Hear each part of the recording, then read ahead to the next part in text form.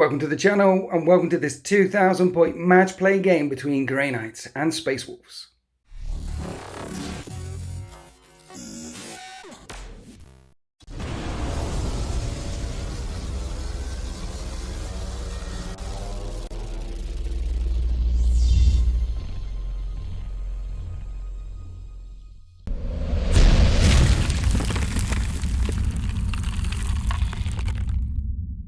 And so whatever has come to pass to bring these two loyal sons of the Imperium to blows, Space Wolves versus Grey Knights, no one will know from a narrative point of view. From a match play point of view, the Grey Knights Codex is still relatively fresh and I want to play with it. So I'm playing with my Grey Knights one more time. There is the whole Logan, Grimnar and the Armageddon 3 debacle, the years of shame. Perhaps this battle just happened after that. But yeah, match play. There are four objectives down on the table and we are playing lengthways. I think this one's called Battle Lines. We don't know who's going to be swarming out of the wastelands towards this ruined city yet. We haven't decided who's got which table edge. But you do get 5 points for the primary objectives, 10 if you control 2 and 15 if you control more than your opponent, which is going to be particularly tough. We've both also chosen the secondary objective, Vital Ground, which is basically get 2 points, 4 points if you control the ones in the middle, 3 points if you control your opponents, which is going to be very hard to do lengthways. Essentially, 4 objectives down on the table, and we're both going to be fighting over these middle two ones here quite tenaciously. These lovely ruined, pre-painted ruin sets that you can get from urbanmats.com. I'll try to remember to put a link in the video description. And the battle mat is from JW Gaming. They produce lots of lovely battle mats, but this one is the Deployment Zone exclusive battle mat. And if you buy this one, we get a little bit of a kickback. I get a little bit of a kickback. So that's one of the ways you can support me. So we have a very interesting table laid out for you today. Lots of dents cover up this end. The swamps and the trees are difficult ground and will slow down the army. Of course, ruins completely block line of sight. We're going to count this as a separate ruin pieces here for firing through them. And we welcome back to the channel Winter Wizard. Say hi, Winter Wizard. Hi, Winter Wizard. Thanks for coming back. Thank you so much for having me back. From Winter Wizard 7 YouTube channel. That's correct. Just a humble wizard trying to share his hobby world with the rest of the world. Exactly right. Thank you so much. Last time Death Guard, this time... Yes, Space Wolves. Space the Wolves. sons of us. And you say that you don't know why they're fighting, but I know why. Why are they fighting? We are the Emperor's executioners. Yeah, but you don't even know about us. We're chapter 666. Right, okay. Well, you kind of do. Logan Grimnar's got some beef with these guys, isn't he? He does, and we like Logan a lot, so we don't like you very much. Oh, one more thing. I've heard that a friendly local gaming store have hired a wizard. They've hired you. This is true. I just got a job. I now officially work at Bristol Independent Gaming, which is a war games club in Bristol. Wargaming in Bristol. Bristol Independent Gaming. Google that. Find them. You'll find the wizard there as well. You will. It's a lot. Jim's in charge of that, but he's a lovely guy. Jim and Ellen, yes, they run it together. They are absolutely wonderful people, lovely people, and it's a fantastic club. Fantastic. So it's a club, it's a shop, it's all of the above. All of the above. And it's got a wonderful community of people. The Southwest Showdown, which is one of the Deployment Zone.tv events, happened there only recently. Actually, you were at that. I was. And we're doing another one in March, although I'm probably not supposed to announce that yet. At Bristol Independent Gaming, there's a lot of events happening in March. Sure. But yeah, if you're in the Bristol area, check them out. And you could also see Winter Wizard there as well. Okay, this is 1995 points worth of Grey Knights. The list is relatively unchanged from the last list I brought on the channel. The reason why it's relatively unchanged is because Codex still new, still fresh, trying to work out the interactions, how each unit works with other units, how the stratagems synergize with each other. One of the changes is I've dropped in a librarian this time out. He has got the gem of a Noctu. So once per game, he can add 2 to his psychic tests. And I've given him Vortex of Doom and the Warp Shaping ability.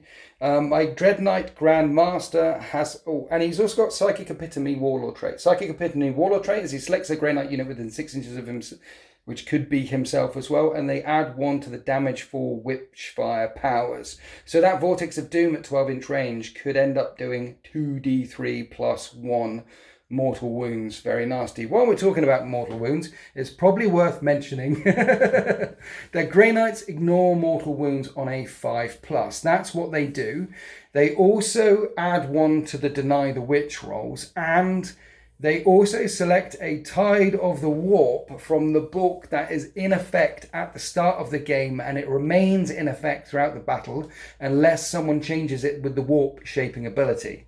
And my librarian has the Warp shaping ability. There's defensive ones, there's ones for killing demons, there's ones for speed, and there's offensive ones. So I'm going to have a play around with that today. I might stay in the defensive one for a couple of turns. Who knows? We shall see. My Nemesis Grandmaster Dreadknight dude, his relic is the Sigil of Exigence, which is a once per battle redeployment. I've also given him Gate of Infinity, so he can redeploy, and I've given him Sanctuary as a psychic power. Gate of Infinity and Sanctuary psychic power. Sanctuary points at a Grey Knight unit and gives them a 4-up invulnerable save. Winter Wizard, I'm really looking forward to getting my Thunderhawk gunship back from Den of Imagination, which might have been back and already on the channel by the time this video goes up on YouTube. Shall I tell you why? Yes, tell me why. Because the Grey Knight Thunderhawk gunship is a Grey Knight unit, and I could point at that and put Sanctuary on it, and that's a 4-up invulnerable save on a Thunderhawk. How cheeky is that? That's extremely cheeky. Only to be used at narrative-friendly events. Only. I mean, imagine it's like 900 points bringing that along in a match. It wouldn't work in a match play. It wouldn't work in a match. It's too big. Anyway, but you could put Sanctuary on it because it's a Grey Knight unit. And you could put Sanctuary on these guys because it's a Grey Knight unit. But your Nemesis Dread Knights now have 4-up invulnerable saves anyway. The Terminators have 5-up invulnerable saves. So yeah, he's got Vortex, he's got Gate, and he's got Sanctuary. He's got the Sigil of Exigence Redeploy, which is a relic. So he's got the relic, he's got the Warlord trait, and I've also paid to upgrade him so he is a Servant of the Throne, which means once per battle when he's selected as a target of an attack, he can unlock a 3-up invulnerable save, which lasts until the end of that turn. The prognosticars have told him, it's in the prognosticars thing in here, there's like 12 that you can pick from. The prognosticars have divinated the fates and told him at this time, you really need to watch out. He's like, okay, I got this. So that's what he does. 2 units of Terminators, hammers on the Justicars. In Grey Knight units, Justicars are their sergeant equivalents. Just Stormbolters here. 3 units of strike teams, hammers on the Justicars. One of these teams has got a silencer. 2 units of interceptors running around. I have brought incinerators in each of the squads. Incinerators are heavy flamers, but they're strength 6. And then 2 Nemesis Dread Knights with the heavy incinerators and Gatling silencers. In the backfield, there's 2 Librarian Dreadnoughts, so they do hit on 2s, and they have got a 6-up shrug, and they reduce damage by 1 coming in, so they're quite nice. Nemesis Grandmaster, of course, allows Grey Knight units to re-roll hit rolls of 1. Now, as well as the psychic powers I mentioned, they have psychic powers baked in. Terminators are troops in Grey Knights units, in Grey Knights battalions, which is absolutely cool. It's so these are, really it nice. is beautiful. They're the only ones where Terminators are troops, unless you bring a Deathwing detachment. But even in Deathwing, they're elites, but they count as objective secured. But these are actually troop slots. It's lovely. And they're troops. And all the troops in Grey Knights have Hammer Hand, which is reroll wounds. These guys have Hammer Hand, they have Armoured Resilience, and I think these are called Empiric Channeling. And the way it works is, everyone's a Psyker, everyone can teleport in, everyone knows Smite, and they're baked in power. And you also pick a power from here. And this time, you pick a Brotherhood, and you say, they're part of this Brotherhood. And I think I've picked the Rapiers, or it might be the Sword Bearers. I've picked the one, which is reroll charge. So all of these guys, if I pass a warp charge value of 7, can re-roll a charge. Not all of the guys. You do it on him and he can re-roll the guard charge. Or put it on them and they could re-roll the charge. The main thing is there's lots of psychic powers to choose from, and this army is active in all 4 phases of the game: movement phase, psychic phase, shooting phase, assault phase. If they get into close combat with you, you can unlock a Tide of the Warp so that they do 6s to wound.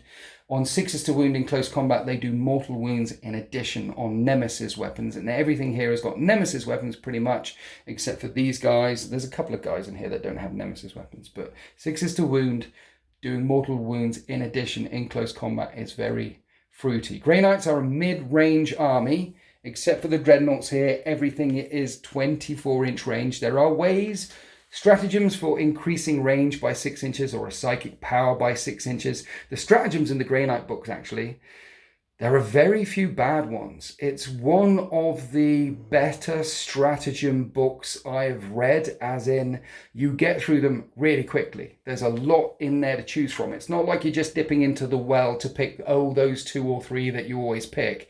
There's 2 or 3 that you're probably going to pick, but there's 6, 7, 8 that you'll probably pick from as well. There's a lot of useful stratagems in it. Very well written. So yeah, mid-range army, active in the psychic phase. He's got to redeploy if you shoot at them. He's got gates so he can redeploy another unit around them. The interceptors have the ability to teleport shunt once per battle, which is a redeploy. Everyone can teleport in as well. So there's actually quite a lot of maneuverability in this list too. And of course, everyone with force weapons, you don't want to get close to them in close combat. Otherwise, they could chop you up. Perhaps there is one army that really wants to get close in close combat, and that's the Space Wolves. This is just under 2,000 points worth of Space Wolves. It's a dual patrol, so you've already spent 2 CP on bringing it along. Yep. You've got 6 left. Yeah. Because you've spent your command points like toffee already. Mm-hmm. Now, Space Wolves. They do have the combat doctrines, Devastator, Assault, Tactical, which Grey Knights don't have. And when the Assault Doctrine is active, 6s explode in close combat. Savage Fury. Savage Fury. They also get +1 to hit when they charge or are charged or heroically intervene. And they can all heroically intervene. Hunters Unleashed. Yeah, you go charging into that unit. And that's a little sneaky thing that people often forget. They'll hit that unit and this unit will come in at the side. Mm-hmm. So I actually think it's very, very strong. I think it's very strong, particularly when there's abilities that allow you. I think there's there's a 1 CP stratagem where someone can heroically intervene 6 inches. Yes. If you do it on characters, it's free. So they've got this. I don't want to say sneaky. They're hungry for battle. Let's put it that way. There's a strat which can allow me to consolidate 6 inches as well. So right. There's a lot of shuffling about, and obviously some synergies with litanies and things. You can get a ton of movement completely outside of your movement phase. Nice. So if you talk me through what you've got here, sir. Okay, so this is my Space Wolves army, the Great Company of Frostpaws. Frostpaws. Named thusly because they paint their fingers and the knee plates of their power armors in black, as to symbolise the day that they earned their fingers. Okay. Which is a little trial that they do where they freeze them and then they have to go kill a beast and come back. And... Tell me about that. Their trial is they put their fingers in the ice until they're black with frostbite. Correct. Then go off and kill a big beastie. Mm-hmm. And if they survive all of that, they survive the trial. Yes. Then they can paint their fingers black, on their armour, and they've joined the company. Nice. I love it. They've earned their fingers. That's the idea. And it all stems from the main man here. This is the Jarl. This is Mjolnir Thunderhowl. Okay. So on the day he earned his steed name, he earned his fingers as well. And that's where it all comes from. So they all do it basically to honour their Jarl. And to honour his resolve. So this is Mjolnir Thunderhowl, but in this army he uses the data sheet of Arjek Rockfist. Okay. And he is the Jarl, so he is the Warlord. So he's got the Warlord trait, Resolve of the Bear, which gives him a 6-up Feel No Pain. Yep. And if he completes his Deed of Legend, which is he must lose a wound, then it activates a 6-inch aura of 6-up Feel No Pain. Nice. For all core units around. So as soon as he loses core or Space Wolves, I need to double check that. But so as soon as he loses a wound, everyone within 6 inches of him gets a 6-up shrug. Exactly. It's like he's saying, "No, fight harder, brothers. Fight through the pain," which is what Space Wolves do. I love it. Well, exactly, and but also, so he has a 6-up Feel No Pain always, and also you cannot re-roll the wound or the damage roll against him. Against him, so that's his trait. That's nice. And then if he loses a wound, that's his deed complete, and then the Saga activates for 6-inch. Because Hammerhand is reroll failed wounds in close combat. Or reroll wounds in close combat. So that he shuts that down. That's nice. He is a character hunter. He's a head taker. He goes after the biggest game and the main characters out there because so his hammer he's actually a strength 5 space marine. So he's very strong. So his hammer is going to be ×2, so he's going to be a strength 10 hammer. Yes. Which is AP -3 and 3 damage. It is not unwieldy. Okay. And if he attacks a character, he can re-roll the hits against that. And not only that, if he attacks a character, that damage 3 becomes damage 4. Damage 4, non-unwieldy, strength 10 Thunderhammer. Yes, which he can throw, by the way. Like Thor. Like Thor, exactly. So I've kind of tried to go for a bit of a Viking sort of theme. I'll explain a bit more about that in a minute. But yeah, this is kind of my Thor character. He can throw his hammer for 1 assault shot and it'll teleport back to him. Nice. And he's also carrying the Anvil Shield, which is the Mountain Shield, which is a 3-up invuln save. Nice. Which are becoming quite rare nowadays. 3-up invuln, yes, they are. So he's a Terminator with a 3-up invuln save. Nice. So he's brilliant. And a 6-up shrug. A 6-up shrug. Which can throw a hammer of doom in your face. Exactly. So very Space Wolf. That is Mjolnir Thunderhell, and that is the Jarl. Nice. Okay, so troops options. We've got Squad of Blood Claws over here.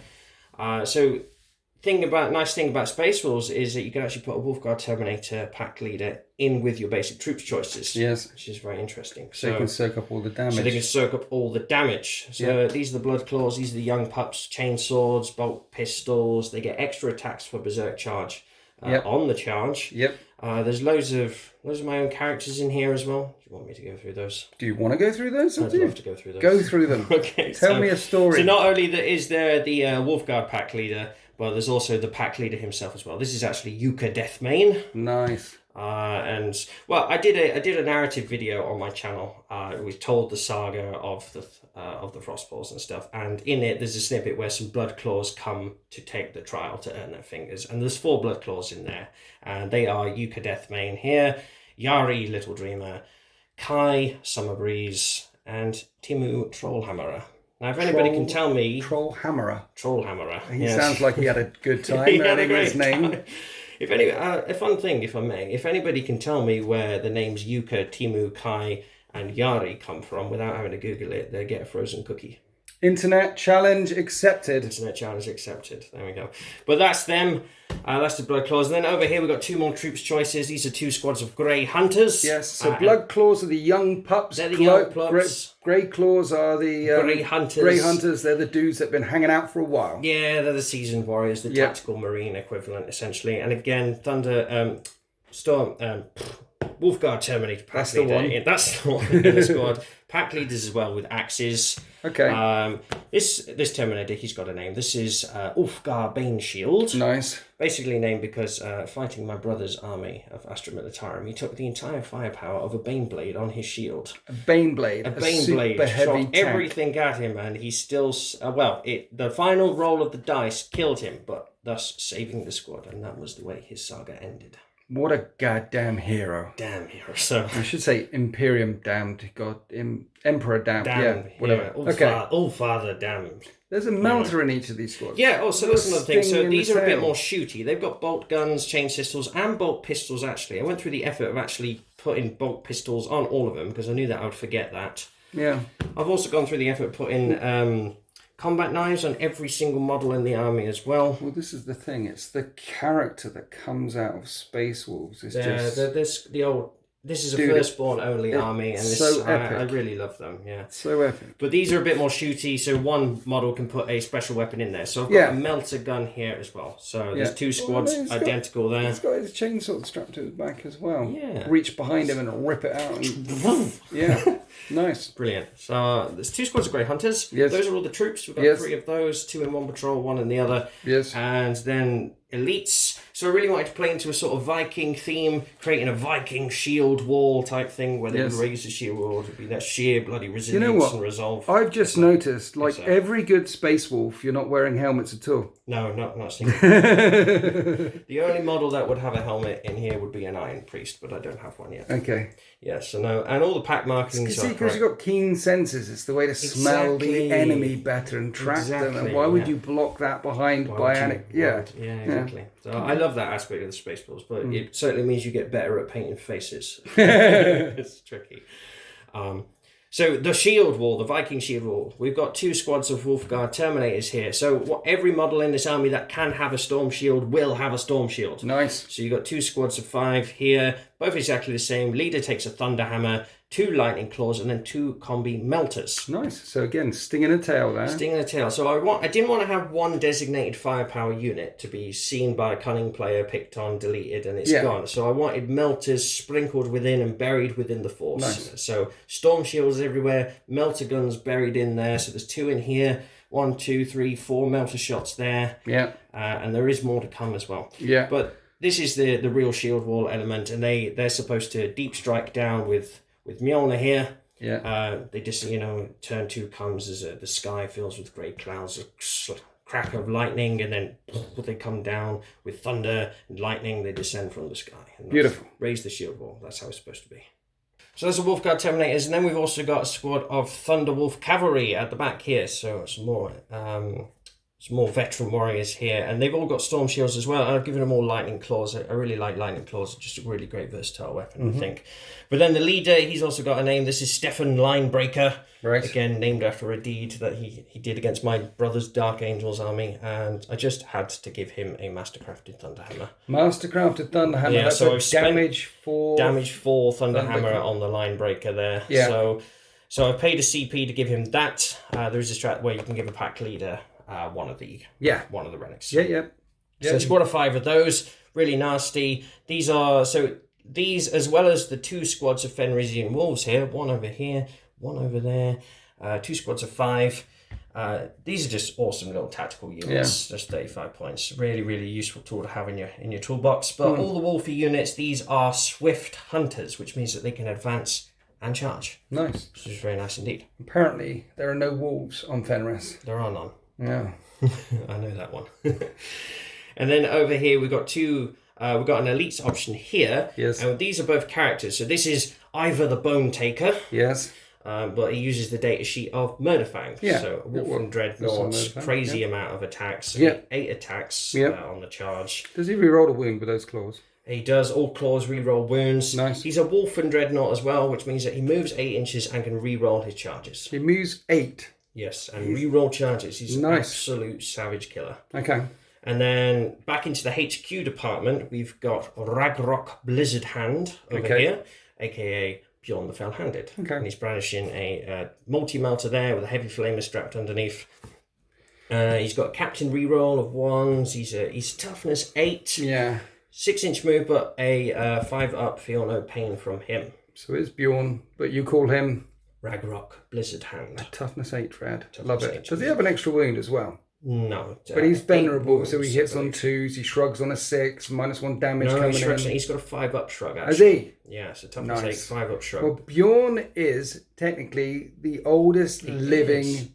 Well, he's still living. Last of the Company of Rust. Last of the Company of Rust. The oldest living space marine in the 41st millennium. He was walking across the battlefield of the 30th millennium and has spoken to Lehman Russ personally. It's amazing, isn't it? But this isn't Bjorn. This is... No, this is Ragnarok. Right, okay, right.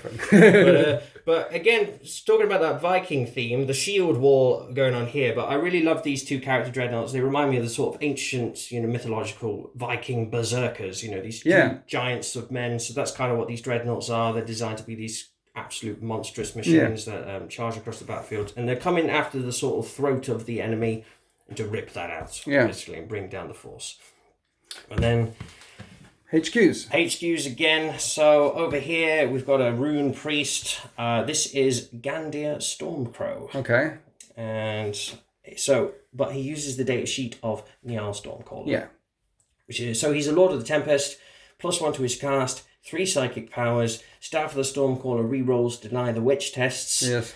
And +1 within 12 for a psychic hood as well. He's also got a little bird here which will come out and peck you. See, I like this Space Wars list because you've got all the name characters. They're all in there, but you've given them your own personal story, Games your own Workshop personal used names. to be in a position where they would encourage people to do that. They did, I remember. Yeah. I mean, there was a time in the 13th, my Space Marine chapter, where I've got blue painted Pedro Cantor and blue painted Lysander and blue painted Vulcan Hestan, because in the old days they would say in the codex that Vulcan Hestan is an archetype. So this is the Vulcan. This is the data sheet for Vulcan Hestan if you bring salamanders. However, it is an archetype, and if you have your own bespoke Space Marine chapter, you can paint up whatever color you want and stick him in there. Yeah. Because there might be another person like Vulcan Just out like there, him, or Pedro, or this, or that. So I've got all of those named characters painted in blue, and I can't field them anymore. And then we go, so that's Gandir Stormcrow. Psychic powers, I'll be choosing one that puts me in the Assault Doctrine early, which is Instincts Awoken. Yep. Hurricane's Wrath? Or Something Hurricane. Murderous Hurricane, Yeah. which makes me point at a unit and you fight last and no Overwatch. Oh. And then I think I'll be doing Stormcaller as well, which gets me in light cover. I haven't got anything to counter the fight last in my list, other than to deny that power. Exactly. So that could be quite pokey. Yes. Okay. And then the final character, we've got, this is, I think, my favourite character, actually, that I've ever made. This is a Lucas the Trickster conversion, actually, to turn him into my Wolf Priest, who is Floki Firemane. Floki Firemane. Now, a Wolf Priest is an apothecary and a chaplain rolled into one. Predominantly a chaplain, yeah, but with apothecary duties as well. Yes. So he takes the Warlord trait, the Wolfkin. Yes. He always counts as having made a charge move, and he gets D3 for his shock assault instead of 1. If he slays a model, he completes his Deed of Legend, and he develops a 6-inch aura of always having charged for the purpose of shock assault around him, which is very good because Space Wolves, when they start getting bogged down, they start losing their attacks, losing their buffs. Yes. It's not good. And that keeps the shock assault alive, because one of the things Space Wolves do is these deeds, these warlord traits, they're baked into your characters, but their warlord traits are 2-part warlord traits for those that don't know. So the one part is the thing that's baked in. The second part is if they complete the deed listed in the warlord trait, then part 2 kicks in. Yeah. The deed is something that they have to do during the game. So Mjolnir's was he needs to lose a wound. Floki is he just needs to slay a model. Slay a model, and everyone around him counts as shock assault all the time. For the rest of the game. That's nice. Yeah. And you say he's got a combi melter? He does. He has a combi melter, which he's kitted up with a few little totems there, which he's named actually the Breath of Morkai. See, the breath of Morkai. I love the fact that there's melters spread throughout this list here for that anti-tank, anti-monster. And it's not like you are shooting something from 48 inches away with a las cannon. You're putting yourself at 12-inch range. You're putting yourself deep in the danger zone to make all of these melters sing. But there is a sting in the tail, a hidden sting in the tail in every single one of these units. 1, 2, 3, 4, 5, 6, 7, and then Bjorn's got the multi-melter there. So 9 melt shots in total buried within the army. So there is quite a bit of anti-tank. Yeah. But that's Floki Firemane, his warlord trait. Oh, and I've also paid the points.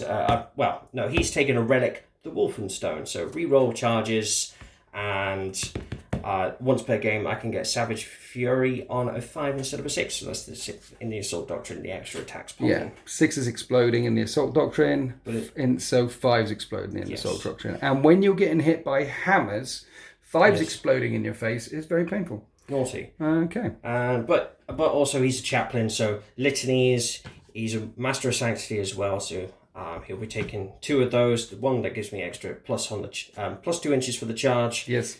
Extra 3 inches for pile-ins and consolidations. Okay. And I'll be choosing the other one that allows me to point out a unit, and they get +1 to wound. Okay. But being a chaplain as well, something like the Blood Claws here, they can benefit from his leadership of 9. Yes. So as a chaplain, he shouts out twice, which happens on 2s. Yep. And you got reroll hits. No, 3s. He's not. Oh, it's not the chief it's gun. the warlord trait that gives him the 3. Okay. So it's on Master of 3s. Sanctity just gives him an So extra. reroll hits, or +1 to wound, or +2 to charge. One of those that you need to pick from. But there is the stratagem, of course, that you can say, hey, I'll pop this stratagem, and it happens automatically. Yes, but you're not allowed to have attempted it earlier. No, or anything like that. Yeah. So, this is slight adjustment on my typical way that I would field these, because I'm having a go at having a bigger squad of Blood Claws and paying 2 CP to put both them and Floki in on the hunt, which puts them in outflank essentially. So at some point from turn 2, they can turn up 6 inches on any board edge. So here's the thing: you can pay CP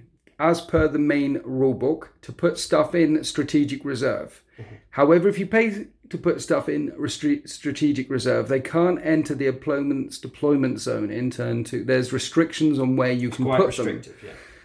By buying this from the Space Wolf book instead of strategic reserve, you can enter any table edge so long as you're more than 9 inches away from an enemy unit. So it's like strategic reserve. Everyone's familiar with that, but better. But a bit freer, yeah.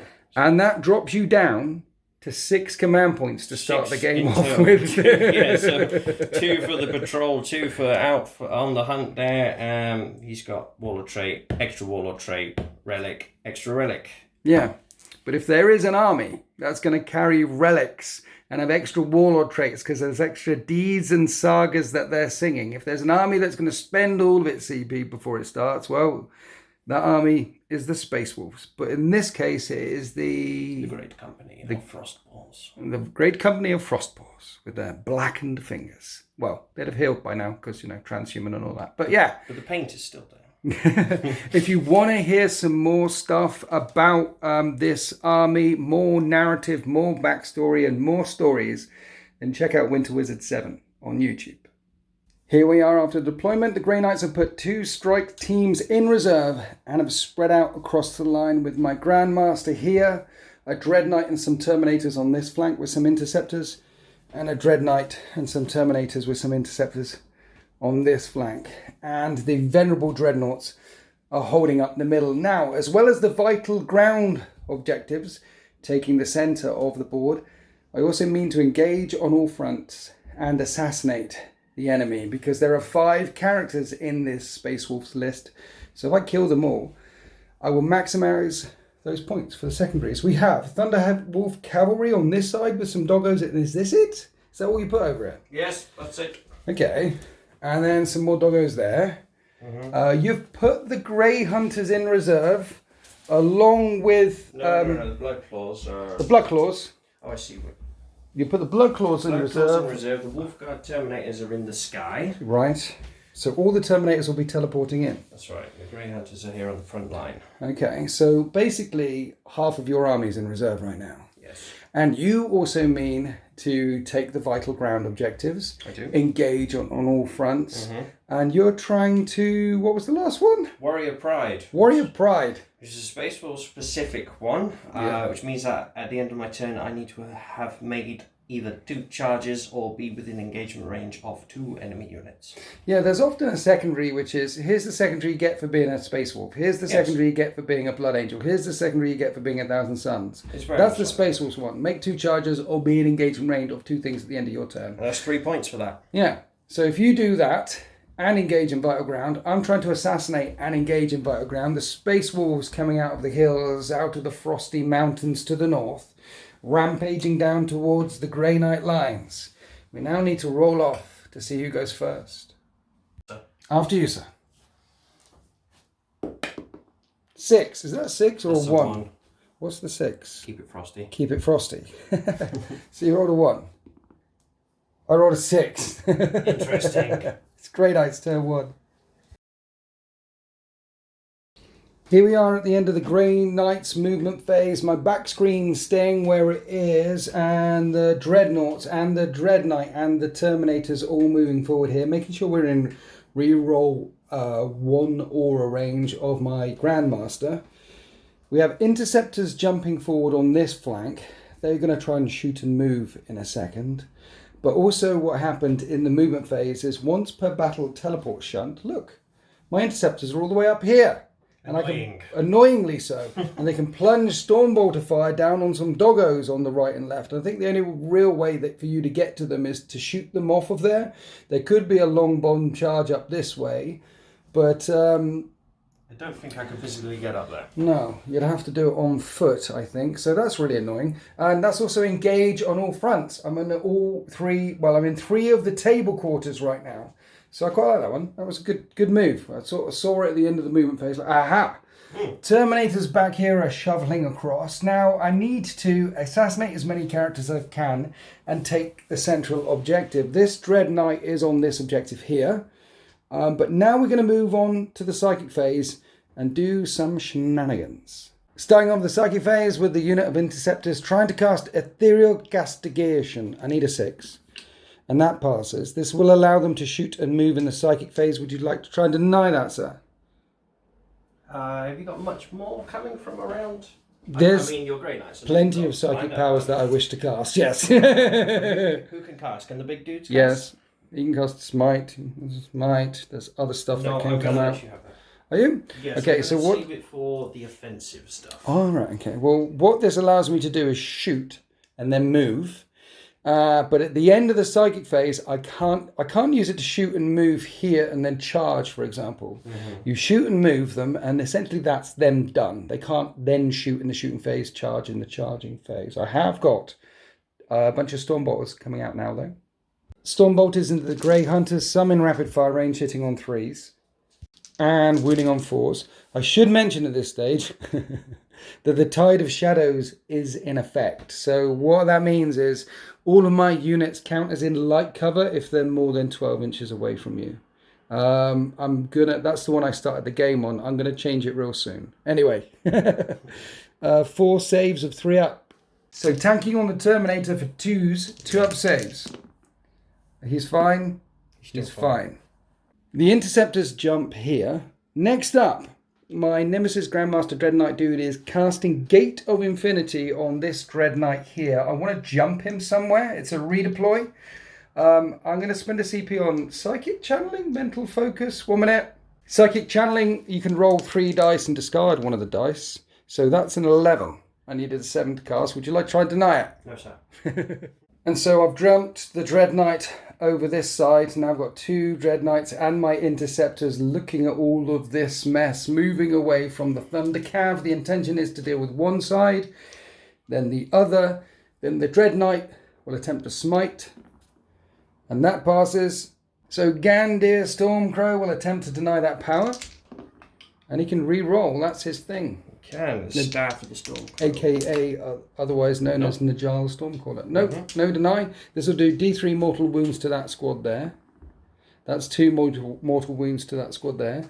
That was that Dread Knight. This one is going to try and smite. It was a 5, now this is a 6. That's a pass. Can you deny more than 1? Deny 2. Okay. Oh, you've got to beat it. So, almost. No. Negative. D3 on this squad. And that's 3 mortal wounds on this squad.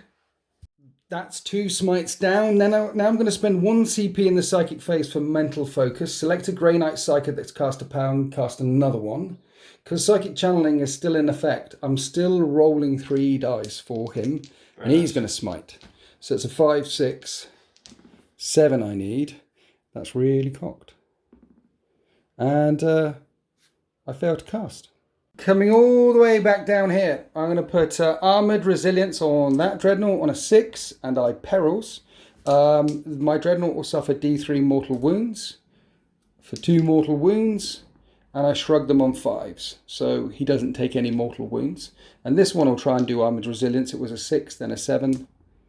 Ooh, and that passes. So this Dreadnought's got a 2 up save, that one's got a 3 up save. Need to remember that. Coming around here. They're not in range to do anything.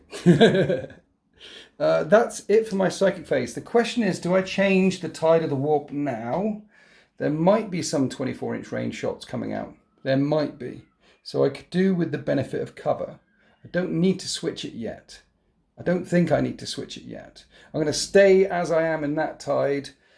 I could increase the range of his smite. See, there's a psychic power where you can add 6 inches to the range. So you can get 24-inch range smite, but it costs you... Rude. Yeah.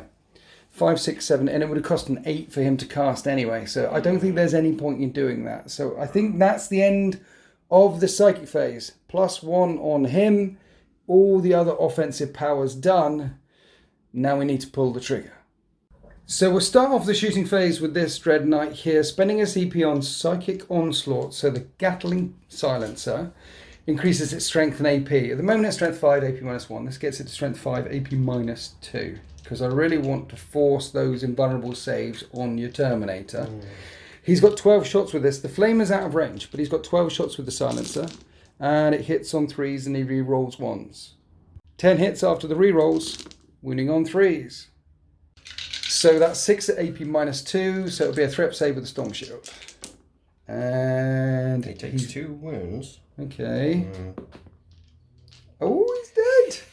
I'm going to CP that. You CP that? Okay. He's not dead. 3 up. He's not dead. He's not dead. He tanks them all. The Wolfguard battle leader is alive on 1 wound remaining. It is a Wolfguard battle leader, right? Wolfguard Terminator. Terminator, yes. Battle leader, yeah. Okay, let's do the other Dreadnought. I'll pour it into the same squad. I am hitting on 4s though, because I'm firing through the trees. But I'm still re-rolling the 1s.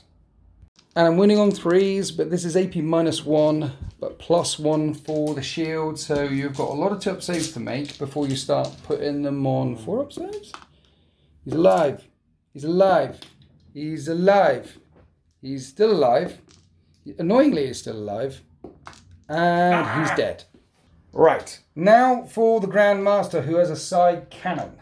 This is 6 shots. Strength 8, -2, 2 damage. I'll keep pouring it on 1 squad. He hits on 2s because he's a Grandmaster. And of course, he misses 2 times. He can't re-roll his own thing. At Strength 8, I am wounding on 2s. And that one's recocked.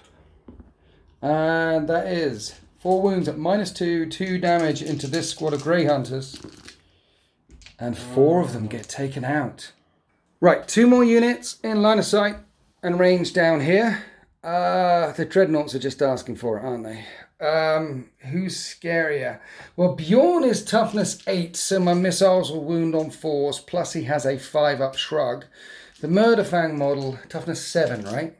Yes. So I think I have to fire Venerable Dreadnought number 1 at the Murderfang guy. I forget his name. What? Can we fire at them if they're characters? No, we can't fire them if they're characters. Damn it. So I have to fire up the Thundercav. And I don't think they're the closest unit to you either. No, and definitely not the closest unit to me. So we will fire at Thundercav. Can I see them through the trees? I'll fire the missile and Laz at the same time because it's all being forced on your 4-up invulnerable save, all hitting and wounding the same. But they're venerable, so it would be 2s, but 3s through the trees. Oh, I hit all the time.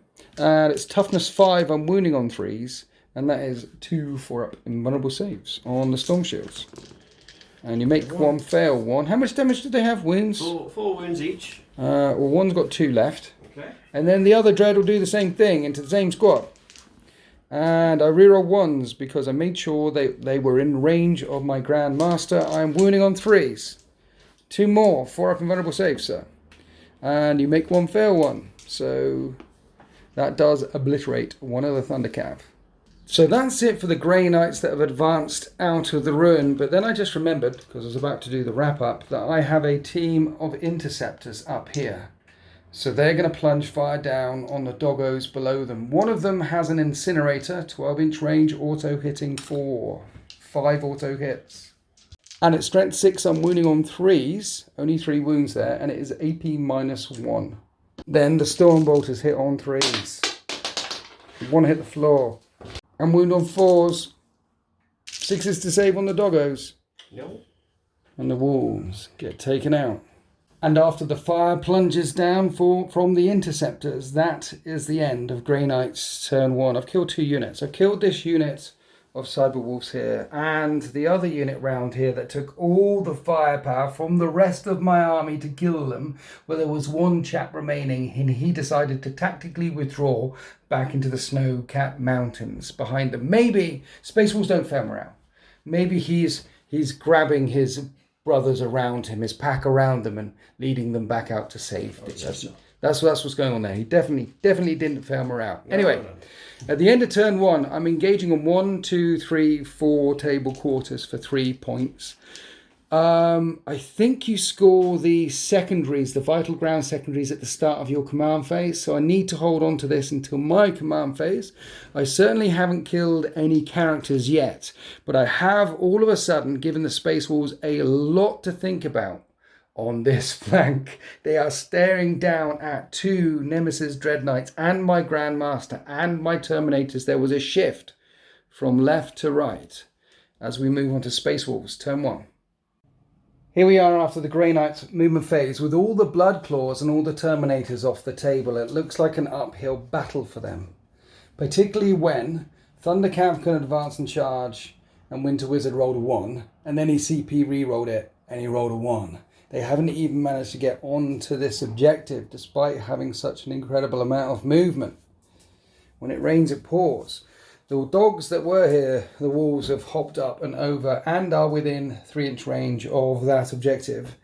And the rest of the force moves forward to engage the Grey Knights.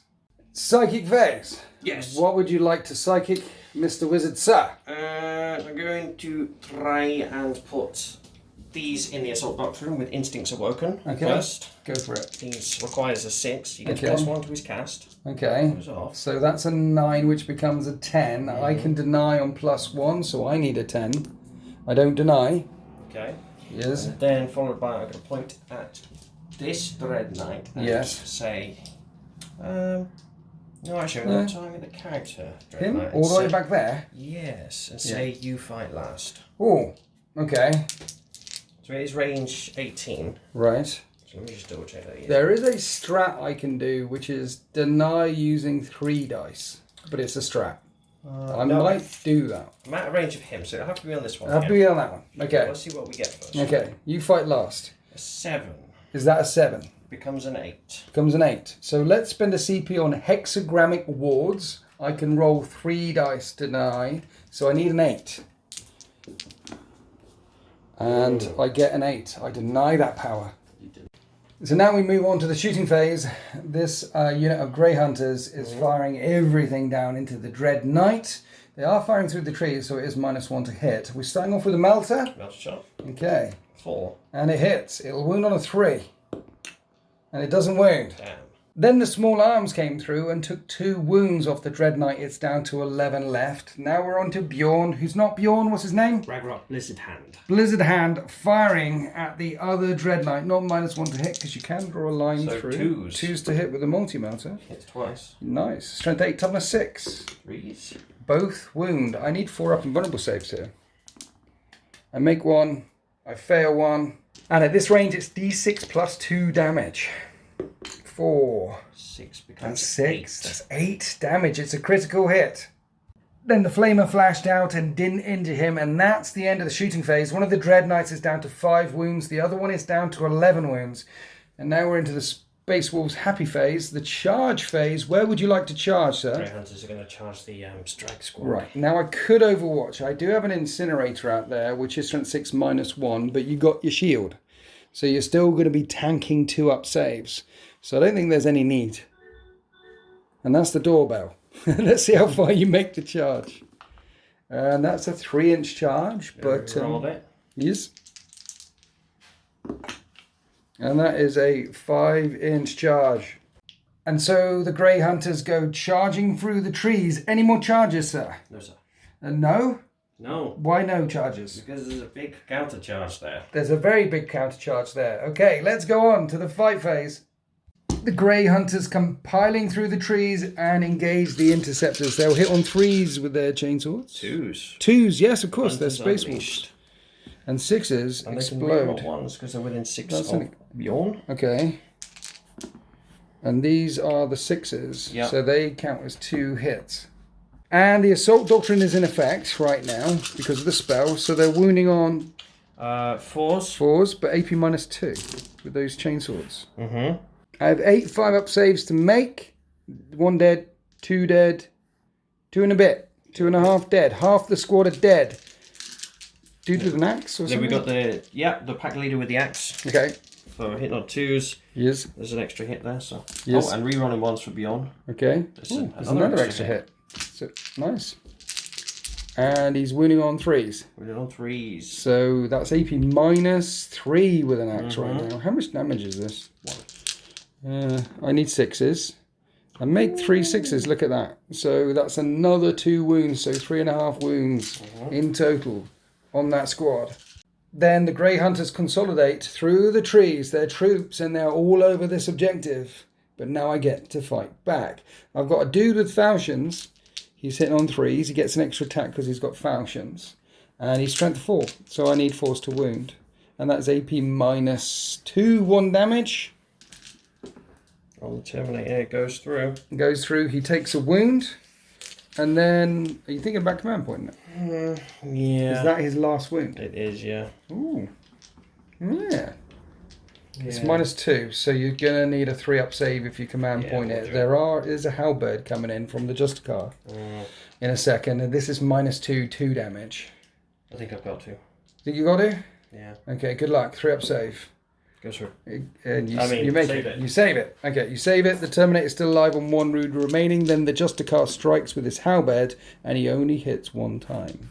His strength 6. And I don't even wound you. So that was a good use of CP there. Then I've lost 3 of mine at the end of that phase. They're leadership 8. So don't roll a 6, Winters. I don't roll a 6. I hold.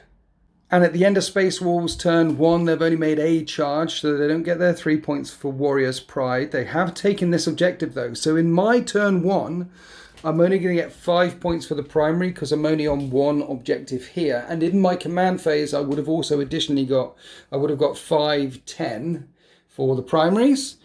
And for Vital Ground, that was worth another 3 points to me, which you've denied. You didn't get any points for Warrior's Pride or Engage, no. But you've stopped me scoring 8 points there. As we go on to Grey Knights, turn 2. Here we are after the Grey Knights movement and command phase in turn 2. It's 8 points to 0 currently, and the Librarian in the command phase nominated himself for his Psychic Epitome Warlord trait, so he adds 1 to his Witchfire powers. The dudes over here, the Interceptors, have fallen back. Now, in their Psychic phase, they can cast a power so they can shoot and move again, but it's as if it was the shooting phase. Now, in their shooting phase, they can't shoot because they fell back. So they've just moved here. The reason why they moved over here is because I'm engaging on all 4 fronts again. The other unit of Interceptors have jumped down because they're now in range of that objectives. And if we rinse away the wolves, then Winter Wizard took an objective off of me. I could hopefully take an objective off of him. And the idea is to smite and Vortex of Doom my way through these guys and charge the soft meats behind while this unit of Terminators, which were in the ruin, have run forward to screen my Grand Master, ready for the counter charge for the Thunder Cav on this side. Trying to make hay while the sun shines. Trying to do as much damage as I can to the Space Wolves before the other half of the army turns up. Floki and the guys really need to be here right now, but they've been delayed. Perhaps they've been fighting other Grey Knights in hit-and-run maneuvers up in the valleys. Anyway, we're going to go into the Psychic phase. And I'm going to spend a CP on Psychic Channeling, so my Librarian can use 3 dice when he's casting a power. And I'm going to Vortex of Doom, and the squad of Grey Hunters are in range. And let's see what I get. And that's an 8, so you will need a 9 to deny, unless you have a +1 to that. And what is this doing? This is 2d3 plus 1 mortal wounds on the closest enemy unit right now. Where are you? I am here. You are definitely in deny range, but not in Psychic Hood range. Okay. And you don't deny the May power. re-roll deny witchness. And you don't deny the power. So this is 2d3 plus 1 because of Psychic Epitome. And that does 4, which becomes a 5 mortal wounds. And your Terminator was wounded, so it wipes him out and a couple more dudes. His next power, Warp Shaping. I want to turn the tides of the warp off from the tide of Thingybob to the tide of Convergence. I want to change it to the tide where I do mortal wounds in close combat. I need a 4. And that passes on a 7. So now I'm going to be doing mortal wounds in close combat, unless you deny it. And you do deny it. No, you don't deny it, because that's an 8. This is an 8. You need to exceed. I can re-roll deny You can re-roll it. You do deny it. I'm still in the tide of shadows, so still minuses to hit me at range, but you don't have a very big ranged army. Okay, that's the end of your Psychic Denial, right? I think. Yes. We're going to move on to my Nemesis Grandmaster Dread Knight. He has Sanctuary as well as Gate. Now, this unit of Terminators are kind of hanging in the wind with their 5 invulnerable save. So let's put a 4-up invulnerable save on them with Sanctuary. I think it's a 6. That's definitely a pass. That should keep them alive for when the Thunder Cav inevitably charge. So let's Hammerhand them as well, so I can re-roll wounds back again when I do get charged. And I need a 5, and that passes. Now let's come over to this side. These guys can't do anything because they fell back. So we've basically got a smite and a smite. Have I done any smites yet? I haven't done any smites yet. The first smite is a 5. And that passes. This will do D3 mortal wounds to the Grey Hunters for 3. And the second smite is a 6. And this will do another D3 for 2. So 5 mortal wounds in total. Let's do a smite with this one. It was a 5, then a 6, then a 7. It's going to hit the same squad. That passes, so that squad is now wiped out. Armoured Resilient on Dread number 1 passes. Armoured Resilience on Dread number 2 fails. So this one's got a 2 up and the other one's got a 3 up. We've switched positions there. Now I could spend a CP so my Librarian could do another power, but I don't think I need to. I have killed the unit of Grey Hunters with Mind Bullets. I have pimped up this Grey Knight squad ready for the charge. I think now is the time to pull the trigger. So the Interceptors will plunge fire down into these doggos here, starting off with a Flamer, which only hits twice and doesn't wound them. Let's see if the Stormbolters can on 3s and 4s. 4 6-up saves. Oh, okay, there's still 2 left. Now, I don't actually want to charge with this squad because they're engaging in that quarter. And if they charge down, I won't be in that quarter. And I'm still on the objective there. So what I'm going to do is put the Flamer from this dude into the dogs. 12-inch range, 2d6 auto hits. And then I think I'm going to charge Bjorn.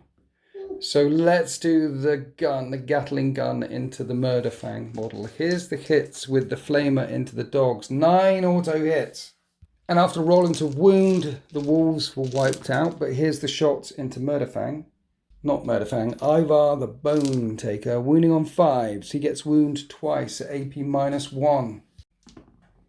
And he takes 2 wounds. So Dread Knight number 2 will put everything into him. The Flamer will auto hit through the trees 6 times. But I need 5s to wound. 1 more wound. And we'll add that to the Gatling Silencer, which is firing through the trees, so hitting on 4s and wounding on 5s. So that and the Flamer, that's just 2 4-up saves on Ivar. And he's fine. Okay, I need him dead. Can this Dreadnought see him? Or does Bjorn block him entirely? Yes, I can see him. I've got re-rolls with the Grandmaster there. Here's the las cannons. They both hit because it's venerable. Wounding on 3s. They both wound. 2 6-up saves on Ivar. Is it? Well, it's AP -4? AP -3 las cannons. Oh. So you have 6-up saves. And this is 2d6 damage, but minuses to this. So that becomes a 4. That becomes a 2. That's 7 damage. I think that's the end of his saga. It's 6 damage, but he's still dead. 4, 5, 6. Is it 6 damage? Oh yeah, you're right. Maths. But he still... Does he blow up right next to... Nope. He doesn't blow up. That is the end of his saga for now. I'm sure his sarcophagus ejected and will be recovered later. So let's fire the other shots into... I've got to do it. I've got to hit Bjorn. I hit twice. I wound once. 6-up save. Nope. 1 damage. Would you ignore on a 5-up? No. No. And then the missile launcher re-rolls 1s, hits. There's a wound on that, and that's a 5-up save on the missile launcher, which you make. Last thing left to fire, this squad of Terminators unloaded, only causing 3 wounds, so we have 3 3-up saves on Blizzard Hand. And he shrugs that on a 5. He takes a wound. And with the Grey Hunters gone, with Ivar gone, another 2 units wiped out, and the Wolves gone on the objective. That is the end of my shooting phase. I'm going to attempt to charge with this injured Dread Knight. I need a 6. Now I need to CP reroll that. I make the charge. So this is the only charge I need to make. Now I've got damage 2 Doom Fists, which you negate to damage 1, because you're a Dreadnought. So I'm going to spend a CP on Thunderous Stride. Basically, when a Dread Knight comes charging in, he kicks you like a football. He's trying to punt you down the field. All right. You roll a dice, and on a 2 to 5, you take D3 mortal wounds, and on a 6, it's 3. And you take D3 mortal wounds, punt for 1 mortal wound, which he shrugs on a that. And he's still on 6 wounds left. And I have 4 attacks remaining because he's injured and he hits on 3s. And at strength 12, I'll wound on 3s. And I only wound once at AP -3, 2 damage. 6s. And then a 5-up shrug. And I take 1 wound off of it. Maybe I shouldn't have charged him. Maybe I've just made him angry. So Ragnarok, Blizzard Hand, strikes back with a bajillion attacks. 5 attacks plus 1 for shock assault. Okay. Hitting on 2s. Hit on 2s. He hits all the times. Oh no, he hits 5 times. But 1. Strength? Strength 7 plus 5. 12. Winning on 2s. Cocked. 5 wounds. 5. AP -4. 4 up invulnerable saves coming up. How much damage? I think if it's a flat. Oh, it's D6. It's D6. Yeah. He's got 5 wounds left. I'm going to have to CP this. No, so 2d6 damage. My Dread Knight has got 5 wounds remaining. And that's a 2, and this is a 2. That's 4 damage. He's got 1 wound left. You've already got 3 CP. You're going to do it. Okay. No! And it gets worse. It's 3 damage. These two, just like maybe they know each other, they pulled their punches. One's on 2 wounds, one's on 5 wounds remaining. That's the end of my turn 2. I'm going to get another 3 points for engaging on all fronts, and I have killed my first character because Murderfang, aka Ivar, is a character. Yeah. So I'll get 6 points for that. But more importantly, right now the Grey Knights are on 1, 2, 3, 4. All 4 objectives, which means that the Space Wolves will get 0 points for the primary. Here we are at the Space Wolves movement phase. Blizzard Hand is staying in close combat and Stormcrow is standing there yelling curses at the Grey Knights. The Thundercav are moving forward towards the unit of Terminators with the 4-up invulnerable save on, ready for a charge, and then teleporting light flashed across the battlefield. The Terminators have landed in here. This is a separate ruin piece. This is a separate ruin piece. All the combi melters are in 12-inch range of my Warlord. And then the Blood Claws and Floki have come in around this flank, outflanking. Outflanking, staying within 6 inches of both board edges. 6 inches of both board edges, I love it. And then 9 inches from the squad that are holding. 9 inches away from him. Right. The Terminators are both squads, and the Jarl, Mjolnir, are within 9 inches of that Terminator squad, this Terminator squad, and your Warlord. So the Jarl himself, 9 inches from all of these. There's going to be a crush this way down into the Grey Knights lines. Let's go on to the psychic phase. We're going to start off with a cheeky smite from the Stormcaller. Stormcrow, sorry. That goes off. I will attempt to deny. I deny you, sir. Mm-hmm. And then the Stormcrow points out at the Dread Knight and says, "You fight last," and fails. Maybe the Aegis holds firm. He goes, "No, I deny you that as well, sir." So we're on to the shooting phase. He unleashes his Cybercrow back this way into the Interceptors, and it hits only once. What strength is the crow? 3. That doesn't wound. Tries to peg through the ceramite, but does not. Any more guns on this flank? Ragnarok will fire straight into the face. Multi-melters, point blank range, 3s to hit because he's in combat. That one's pretty cocked. That one's a 2. You're too well, kind. from this angle, it's like you're too kind. It's a 1. No, that's a 5 or a 1. It's a 1. That's definitely a 1. Z said it's a 1. You know, that's a blow because I get to fight first. Defenders fight first. If you'd have smitten him out of combat, you could have put shots elsewhere. If you'd have stopped him fighting first, that would have helped. But everything around this flank has collapsed. Heavy Flamer can do Heavy it. Flamer, okay. Number of shots is 6. The Frosty 6. Okay. So this is 5s to wound now, though. And at AP -1, you get 3 through. 2. 2. Well, that's oh That's yeah, 1. 2 through. 2 3-up saves. I've failed them both. So if I CP reroll one of these, it's going to be really annoying. So let's do that. I failed them all. It kills my Dread Knight. When they blow up, they do 28 mortal wounds. Of course. No, these are the only vehicles that I know that Space Marines have that do not explode. Right, we got there in the end. They've been calling out to their brothers saying, come on, where are you? And maybe the Terminators were waiting for the moment to strike once the outflankers got here. So now we're going to come down to this mess of shooting into my back lines. So we're starting off the shooting phase with Floki pointing a melter at my warlord, and when he is selected as the target of a shooting attack, he has got a redeploy once per battle. But you're not going to use it. But I'm definitely going to use it. Okay. There's just too many melters. The sigil of exigence kicks in and he jumps this way. Now I thought about putting him down here, but there's too many things over there and he needs support the rest of my army. So let's just shunt out of the way so we're out of melter shot. And these are ruins. They cannot be shot through. There are some points, however, where the Terminators could thread the needle. Because once a character does that once per battle thing, the shots are not wasted. They can go elsewhere if there is something else in range and line of sight. But ruins are a thing.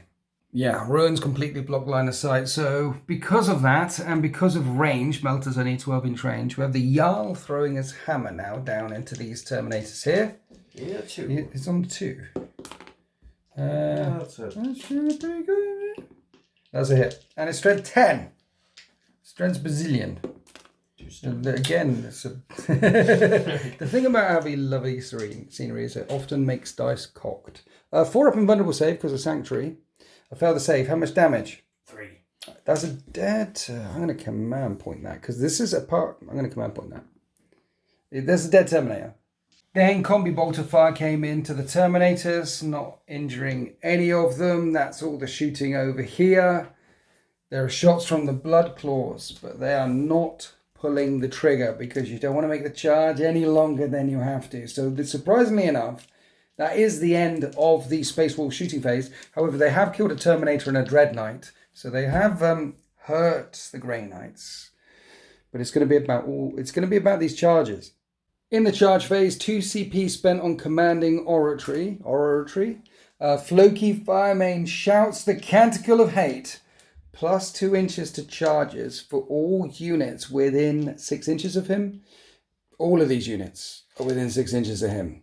These are some 7-inch charges coming up now. Yes, he's also carrying the Wolfen Stone. Yes. So he can re-roll charges for core units. And they're all core.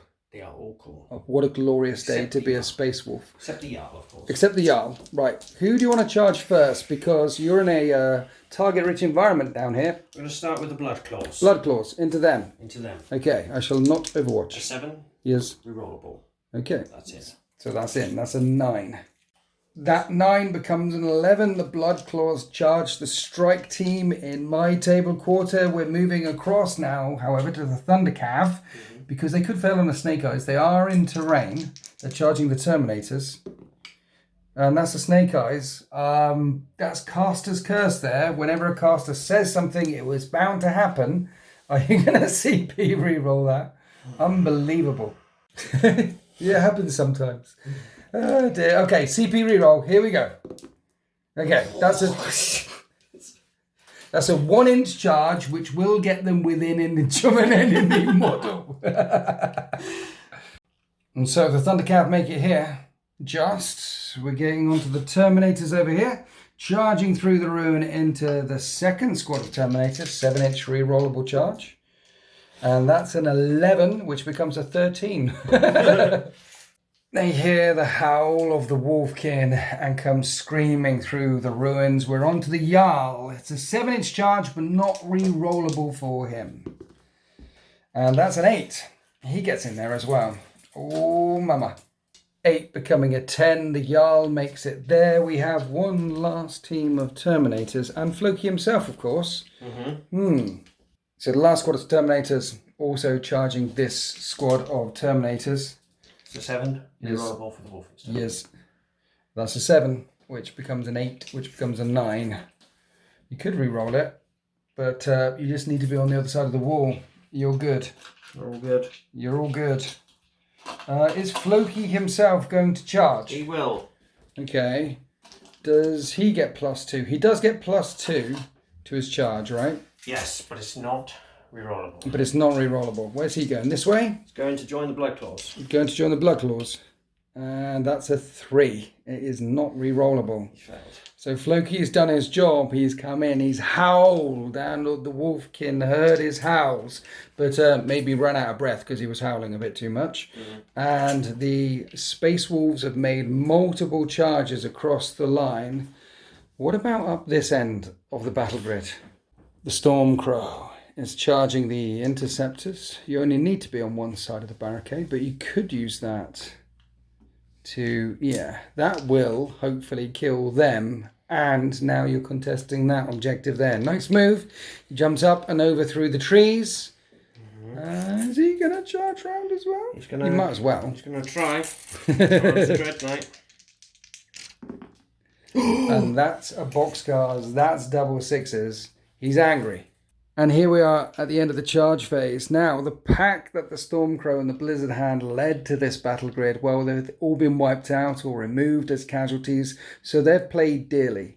They're on this objective. They've made sure they've stayed far back enough to avoid a heroic intervention, but they're paid for their lives for this ambush to occur, for multiple units of Terminators, plus the Thunder Cavalry, plus the Blood Claws to come in to the Grey Knights' rear lines. Now, it was looking really, really bad for the Space Wolves, but if they get rid of this unit, and this unit, and this unit, they will deal a grievous blow to the Grey Knights' plans, and we're starting off the fight phase with the Thunder Cavalry.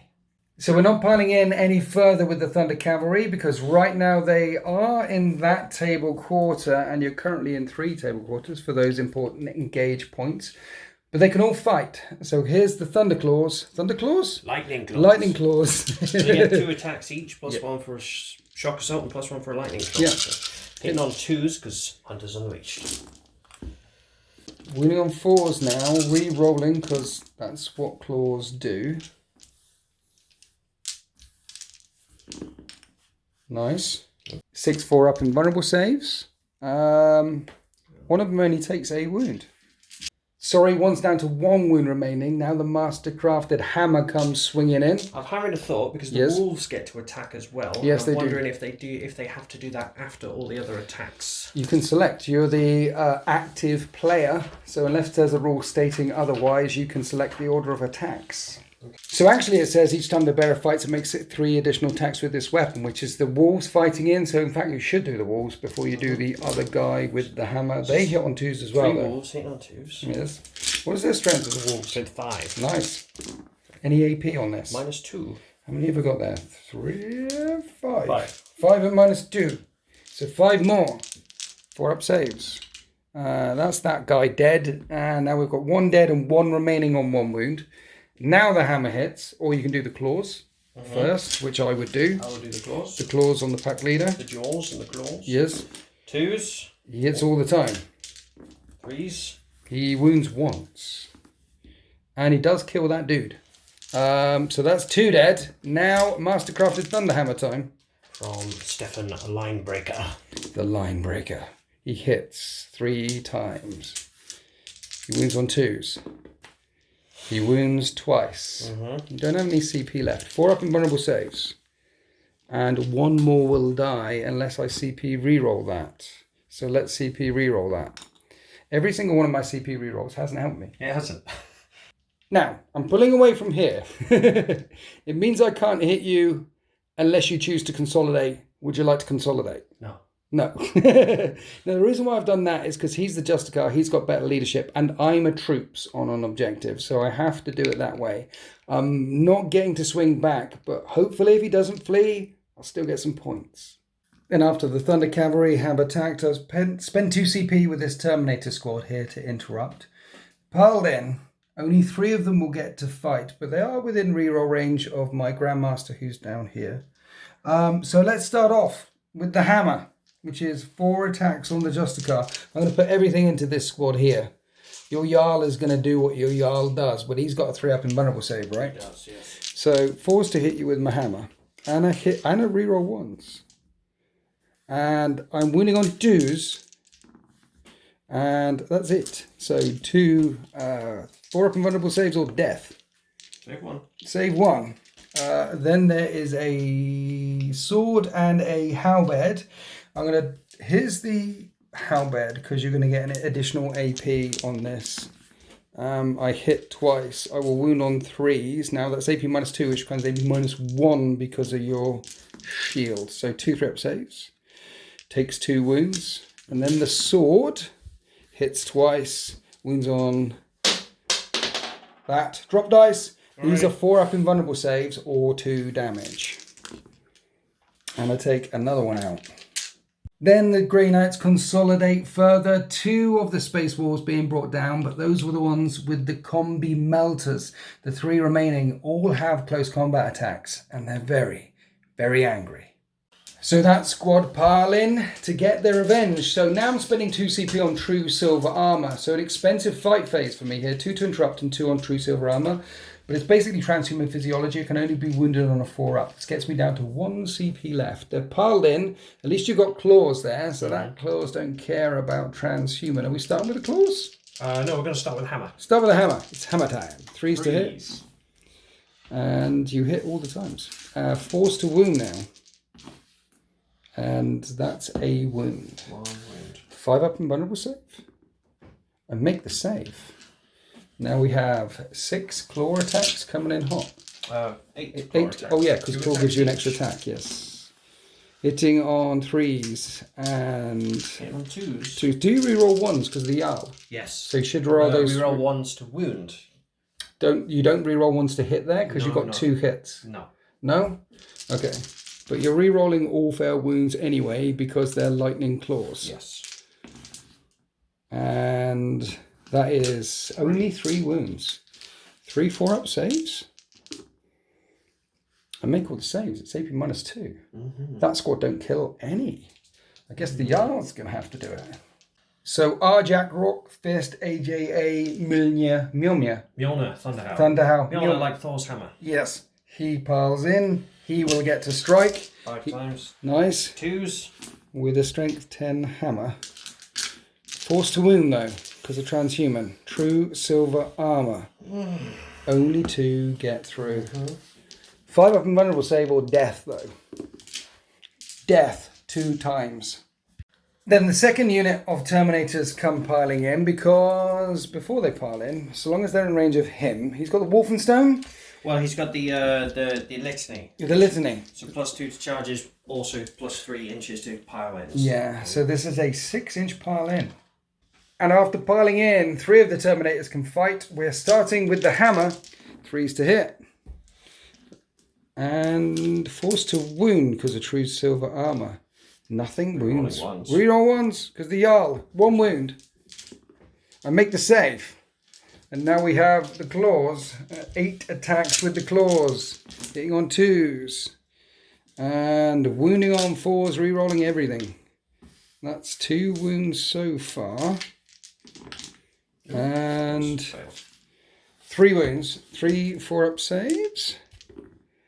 I make all of those saves as well. Wow. The true silver armor of the Grey Knights kept this squad alive. Then we move back over here to the Blood Claws, piling in a long way because of Canticle of Hate. They've got a lot of chainswords attacks. This is half of them. Hitting on 2s. And winning on 4s. At -1, 4-up saves. 1 dies. 2 dead. Now we're going to do the other half. 3s. No, sorry, 2s. 2s. 4s. 4s. 4 this time. And another one dies. There's only 2 left. But wait, it gets worse. Here's axes. 2s. We have 5 hits. 3s to wound. Only 2 wounds. Is that -2 right now? I make those saves. Anything else? That's it from them. It looks like there's 2 Grey Knights surrounded by a pile of Blood Claws who now outnumber me on my primary objective. But the combats are not over. We're coming up here. Oh, yeah. Najal, aka the Stormcrow, has 4 attacks on the charge. 2s. He hits on 2s, nice. Runic Staff, 3s to wound. Did you just roll 4 1s? I think so. You just rolled 4 1s. Hmm. The Emperor protects. And then Bjorn, aka Ragrock. Blizzard Hand. Striking with his massive Frostclaw of Doom. He hits on 2s. He does. Your dice like rolling 1s. They seem to. Wounding on 2s. It's rerollable. It's rerollable. The nature of the 3 wounds. 3 wounds. Invulnerable saves coming up. I make 1. It's d6 damage a time. And he's got 11 wounds left.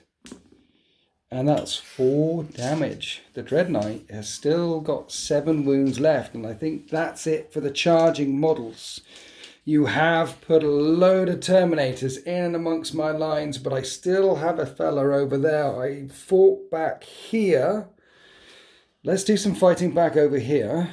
With a halberd against the Storm Crow. I only hit twice. And I wound once at -2 damage. He's got a 5 up. No, he'll have a 4 up save because he's got 2 up save normally. Okay. He's okay. And then the falchions, 3s to hit. I'm bad at hitting and bad at wounding. I don't hit you, I don't wound you. There's consolidations and pile-ins that should have happened. Actually, because I was busy narrating, what I should have done is pile in and then consolidate. So that's what I'm going to do now. Yes. Yeah, because I suddenly remembered I was playing match play and I need to score these objectives. So I'm outnumbering you on that one. Right, we'll come back here to the squad. Who did I leave? 2 guys with halberds. This was the squad without any hammers. So the Justicar has the halberds. He should be the one with the flowing ropes. Yes, he's in there. So this number of attacks back again, hitting you on 3s and wounding you with halberds on 3s. And it would be nice if the tide was in effect and that'd be a more wounded addition, but you denied me. So these are 5 up saves, 2 damage each. And I take just one of them out. And I think, oh no, we've got the Dreadnought. The Dreadnought will kick out at that Terminator squad. And an AP dash against Terminators, he doesn't do any damage. And then the last thing left to do is my Dread Knight over here. And at this stage, he'll still have his 5 attacks. He will hit on 3s, but I need 3s to wound Bjorn. At -3, 2 damage a time, which becomes 1 damage. So you fail 2 saves. That's 2 shrugs, 2 5-up shrugs. He only takes a wound. He only takes a wound. Now we have leadership to do. Back there you killed 3. Grey Knights are only leadership 8, so I don't want to roll a 6. I don't roll a 6. Now over here you kill 4. So I don't want to roll a 5, 6. And I don't have enough CP to give them heroic thingamajigs. This is important because right now I'm currently on 3 objectives. This will put me down to only 2 if I roll a 5 or 6. Courage and honor, brothers. Courage and honor. And I rolled a 6. And the Justicar flees. Then double checking, there's no further morale to take. That is the end of Space Wolves turn 2. And what a turn, what a comeback. They had 0 points, but all of a sudden they've got 5 points to 14. They've stopped me getting this vital ground objective and stopped me maxing out my primaries as well. But more importantly, where did all my troops go? I do have 2 units of 5-man strike squad in reserve, but I've lost a Dread Knight. I've lost a unit of Terminators. They've given up this flank. They've drawn me forward only to snap the jaws shut behind me. So at the end of turn 2, it is 14 points to the Grey Knights and 5 points to the Space... No, 14 points to the Grey Knights, 5 points to the Space Wolves. As we go to Grey Knights. Turn 3. Here we are after the Grey Knights movement and command phase. Now they might be caught in the jaws of the wolf, but it is currently 29 points to 5 because I picked up 10 on my primary and also 5 points on the vital ground objectives there. 2 for that one and 3 for that one back there. So did the Space Wolves spring their trap too late? We shall see. 29 to 5. Now these guys can't get out of there. They're trapped. And if I fall back with my Terminators and my Dreadnought, well, they can't shoot and they can't do psychic fat powers, so they're there to the bitter end. The other Dreadnought was not tagged. He's moved around here, and my librarian really wants to change the tides of the warp and get me doing mortal wounds on 6s in close combat if ever I can. One of the units of strike team that was in reserve has hopped in here. That's a character. I have assassinate. I want to tear the head off the wolf bit by bit, and the other 2 characters are down here. So my nemesis Grand Master Dread Knight, he's going to come wheeling in, hopefully do some damage to these chaps, and after shooting at the Thunder Cab over there. The Interceptors have moved forward to join firepower down into the Thunder Cab, and the last unit of strike team has fallen back on the enemy objective up in this table quarter. So, let's start off the psychic phase by smiting myself out of trouble over here. The Interceptors will try to smite this character, and that passes. Would you like to try to deny? Yes. Okay, that's a 7 to deny because a psychic hood is a thing, and that's a snake eyes. I may re-roll the deny. Okay. The staff of the Stormcrow. And you do deny it. So that's smite done. This one is a smite on a... I'll hammer hand him because I suspect he'll still be in close combat. And that's a hammer hand. He can re-roll wounds in close combat. Would you like to try and deny that? Because you can try and deny 2. No, I'm waiting for you to try and attempt to change the tides. Okay. Let's do that now then. What I'm going to do is pop my once per game Gem of Anuk 2. So he gets +2 to his cast. Mm-hmm. Let's try and change the tides. I want to go to the tide of convergence. It's only a 4. And adding 2 to that is a 10. Would you like to try and deny? You can re-roll deny. I can. You stopped me last time. Am I within 12 of you? No, I deliberately moved him so he wasn't in. And that's you don't deny it. So the tide of convergence is now in effect. Nemesis weapons do 6s on 6s to wound, do mortal wounds in addition. The second thing he's going to do is Vortex of Doom. I need a 7. And with a +2, that's a pass. And this is 2d3 plus 1 mortal wound with his Warlord trait. 2, 3, 4 mortal wounds on the Terminators. So smite, hammer hand, vortex. Now we're going to keep the smite train going. I'll try and smite my way out of close combat. The guys who are engaged with the unit of 2 now, because we're equidistant, I'm going to select them. So a 5, 6 for this smite, and that's a super smite. And this does d6 mortal wounds. And that's 4 more mortal wounds. They took 4. They take 4 more. 5, 6, 7. 7 on a smite for the Dreadnought. This will smite away the first squad. And that fails to cast. I could do an 8 on my Grand Master. But what I want to do actually is Sanctuary them up. So let's see if I can cast Sanctuary. That's a pass. They now have a 4-up invulnerable save again, like they did before.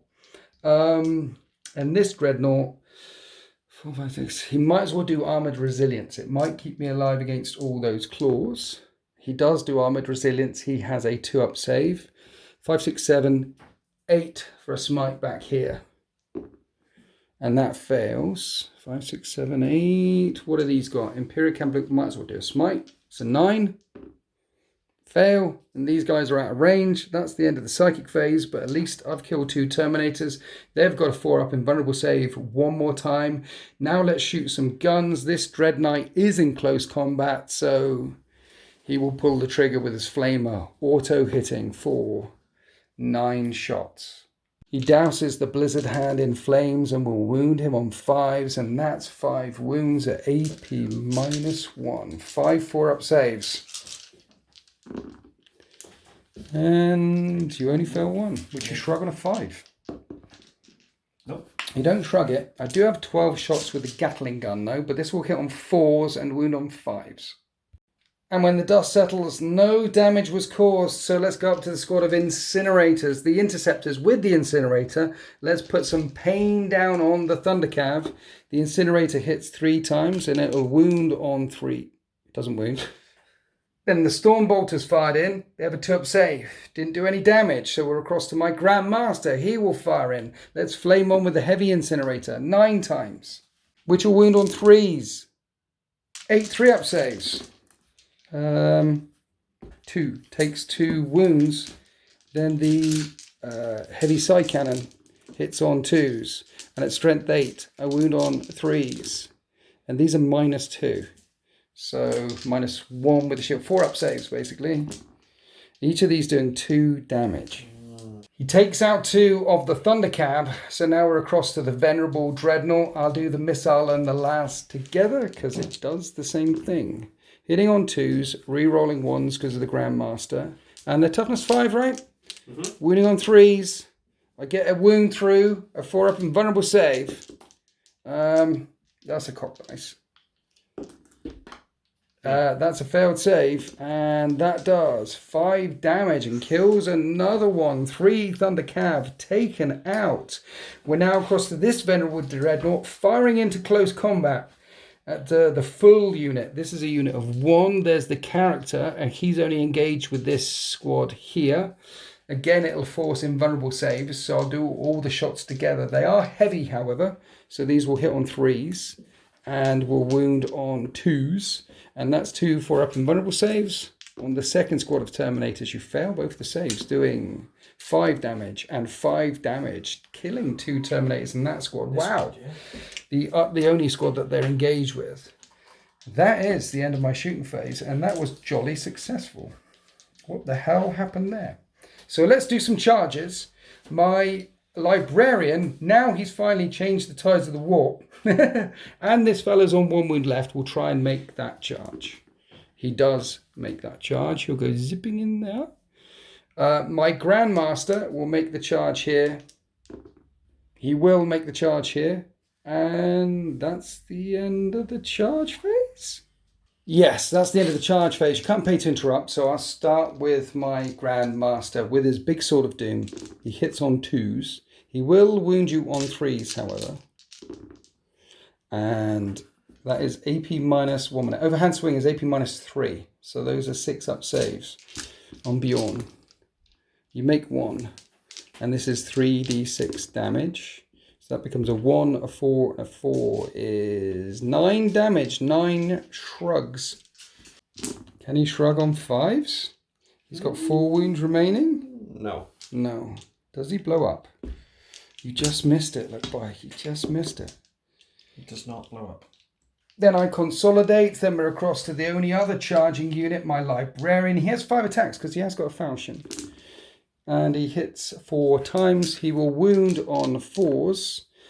And with a Tide of Convergence in effect, that is a mortal wound in addition. And there's only 1 Terminator left on 1 wound in that squad. So he wipes the squad. The Librarian is not foolish enough to go and consolidate into another squad of Space Wolves. Instead, he turns around and taunts the Thundercav, which perhaps is pretty foolish as well.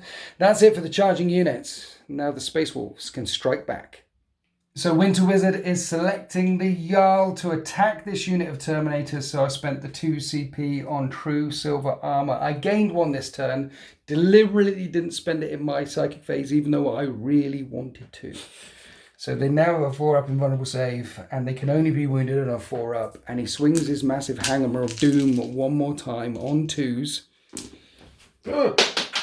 Drop dice. And he hits all the times.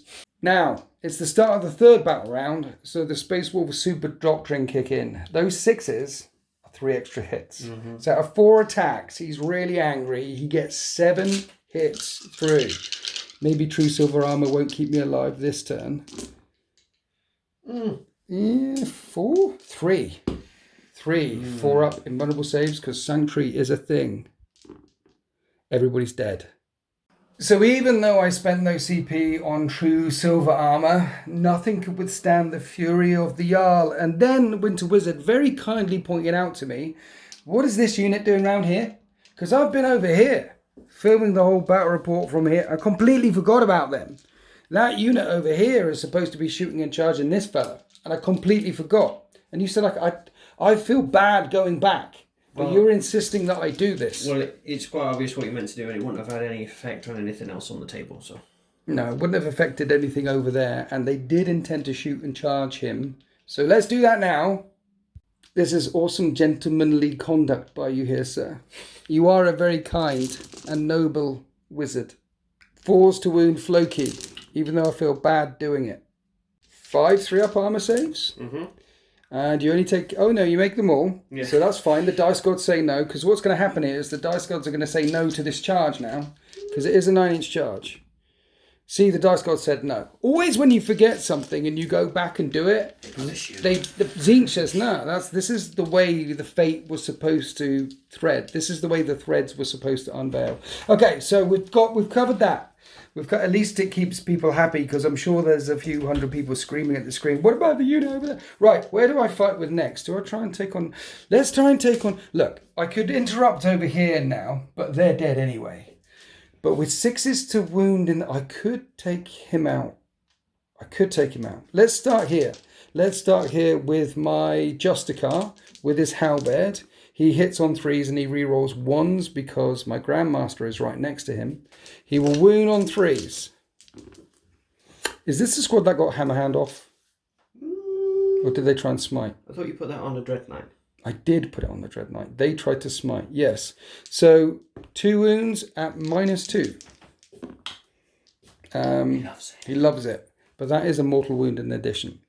So he takes a wound. Cheeky. And here's the falchions. And I reroll 1s. And 4s to wound you. And they're -2. And that's 2 mortal wounds in addition. So he takes 2 more. See that mortal wound thing? Imagine if it had kicked in last turn. He's got 3 wounds left. He has 6 wounds in total. Nice. So chunky boy. You might as well fight back here. No, you should fight back over here with this huge pile up.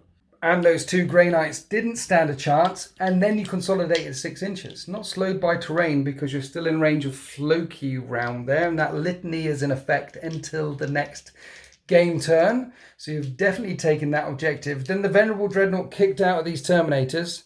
Didn't do any damage to them. I've just annoyed them. They're going to fight back now. So they piled in, but they didn't charge. They don't get their Savage Fury yet. An attack, yeah. And they hit on 4s with the hammer. So the hammer is now hitting on 4s. Yes. Hits once. And wounds once. AP -3 because the Assault Doctrine is in effect. And that is a flat 3 damage, which becomes 2 damage, but I'm venerable. So, nope, it's got 6 wounds left. Then all the claws on 3s. And then wounding on 5s, re-rolling. And 3. Minus 6 up saves right now. So it takes 2 more wounds. And I shrug one of them. It took 3 wounds in total. It's got 5 left. And now we're back over here to Njal Stormcaller, a.k.a. Worm Tongue. Gandir Stormcrow. Stormcrow. I said Worm Tongue because it's a Lord of the Rings reference. I understand. Like Stormcrow, that's a Lord of the Rings it's reference. also a Lord of the Rings reference. Yeah. Gandir is like Gandalf and Mithrande combined. And it's lovely. And the Stormcrow was one of the names for Gandalf the Grey. Yes. Right. Hit me. Hit me. Hit me with your runic stick. Hit me. Hit me. He hits all the times, and that's a 6. He gets an extra hit. He does. 3's to wound. What's the AP of this? It's -2, which becomes -3. I don't make any saves. D3 a time. The first one will kill 1, and then 2d3. Yeah, you kill the squad. And he doesn't take a step back, just staring down these 2 Dread Knights. And that is the end of Grey Knight's turn 3. Apart from the Dreadnought and my Librarian down there, the Dreadnoughts, there isn't much left. You did what you came here to do.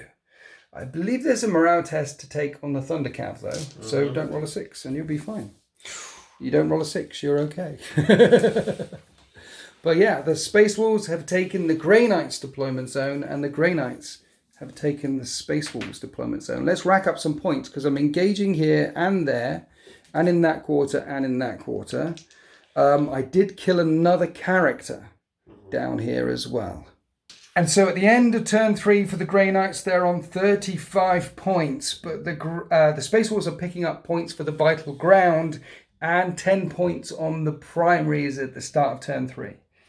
So at the end of my turn 3, I'm on 35 points. At the start of turn 3 for the Space Wolves, they're on 20 points. They're catching back up, only 15 points behind. Let's see what they do in the remainder of turn 3. Here we are after the Space Wolves movement phase. The Jarl has stepped back, has advanced back towards the vital ground objective. It is vital ground after all, and he's ordered his Terminator Honor Guard to pull back with him. That does leave my Dreadnoughts open to some shooting attacks and some charges. The Thundercav, the last hero, line breaker himself with his mastercrafted hammer, is aiming at coming down here. Because if he gets just in, there'll be two, and he lives, and they all live. There'll be two Space Wolf models, two Grey Knight models. That objective will be contested, and I'll only have one primary. Meanwhile, all the way over here, a strike squad team try to assassinate Floki, and he's very, very angry. So, Psychic Phase, Gandir's Stormcrow is calling upon the murderous hurricane, pointing at my Grandmaster, trying to make him fight last. That's a 7. Becomes an 8. Does that He's pass? a Lord of Tempest. So, I need an 8 to deny. I do deny you. I do not fight last. What's his second power, sir? I'm going to try and smitten. Yeah, this other guy's closest. Smite. It's a peril. That's it's a peril. super smite. I'm happy with that. But he's only got 3 wounds left. He does. So he takes D3 wounds himself. I'll risk it. He's down to 1 wound remaining. Then the super smite hits my Dread Knight for D6 damage for 2, which I ignore on 5s. CP. You can't. I It's can't. not No, a- yes, of course you can't. Yeah, but that's 2 wounds. He's down to 5 remaining. So he gives himself a massive headache trying to break through the Aegis of the Grey Knights. So we're going into the shooting phase. The Cyber Eagle was sent out at my Dread Knights and did no damage. We're across to here to the next character. Floki is pointing a combi melter straight into the strike team. The Breath of Morkai. Breath of Morkai. And that's a hit. And it wounds on a 2. And it wounds, and at this range, you will melt one to slag. And you definitely do. That's 8 damage. you definitely, yeah, he's dead, Dave.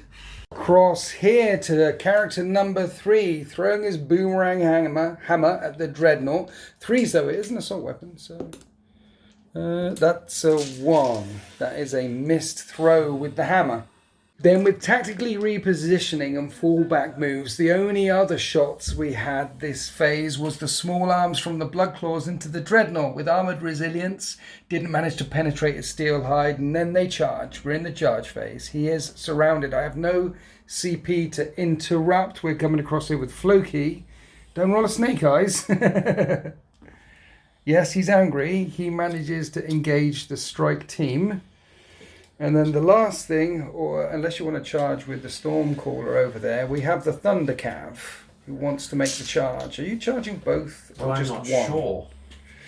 I might need to charge both because I don't think he can fit through the ruins. Being cavalry. Yeah, he's not infantry, beasts, or swarms. Well, you could charge this guy, and then when you pile in, end up with both of them.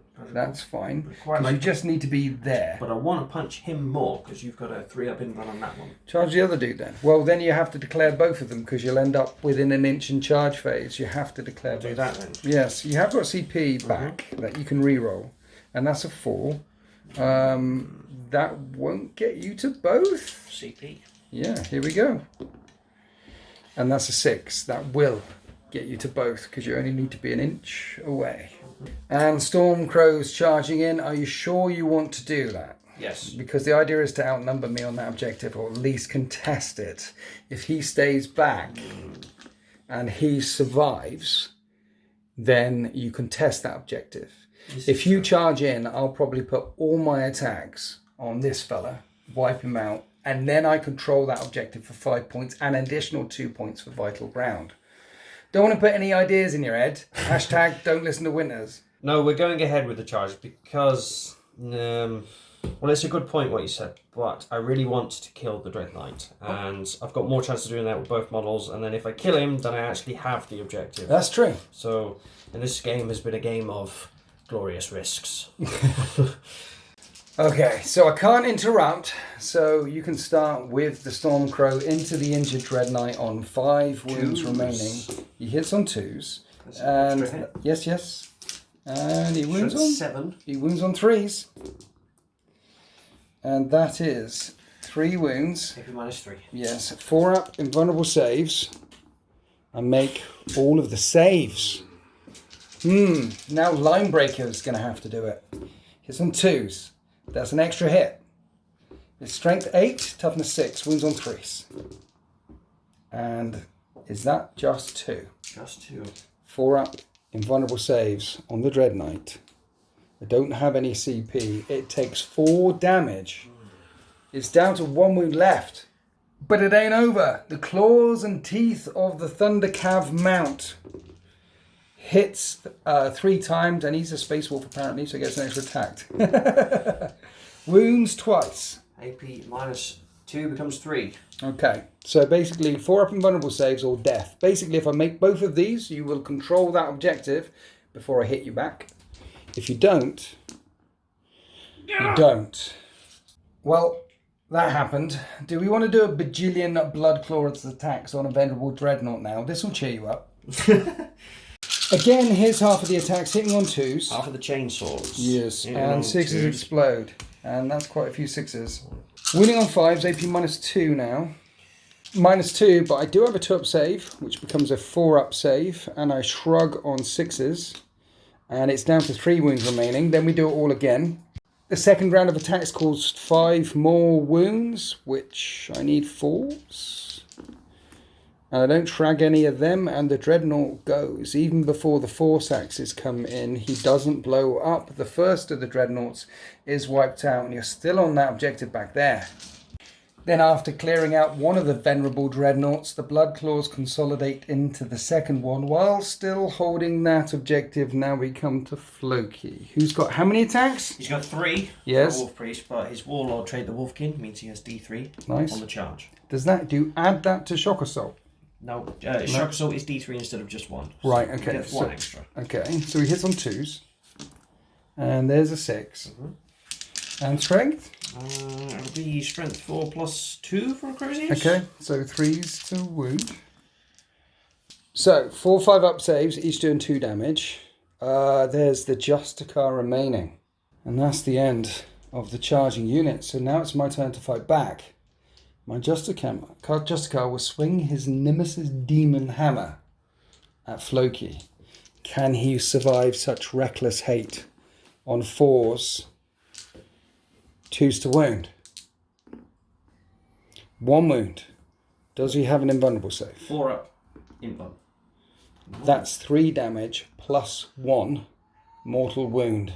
In addition, he gets taken out. But there's a flash of a teleport Homer. Floki goes back to the Bat Barge. He's fine. He'll be okay. My Justicar, however, got vengeance for his brothers in this life or the next. Then the Dreadnought kicked out with this unit here, doing no damage because of Terminator Plate. Now we're coming around here to my Grand Master, who's going to strike back at this Thundercav. He'll do the overhand swing. He'll hit on 2s. And he'll wound on 2s. And he needs to make a chunk. At least there's no more mortal wounds this time. He needs to make a chunk of 4 up invulnerable saves. You make 2.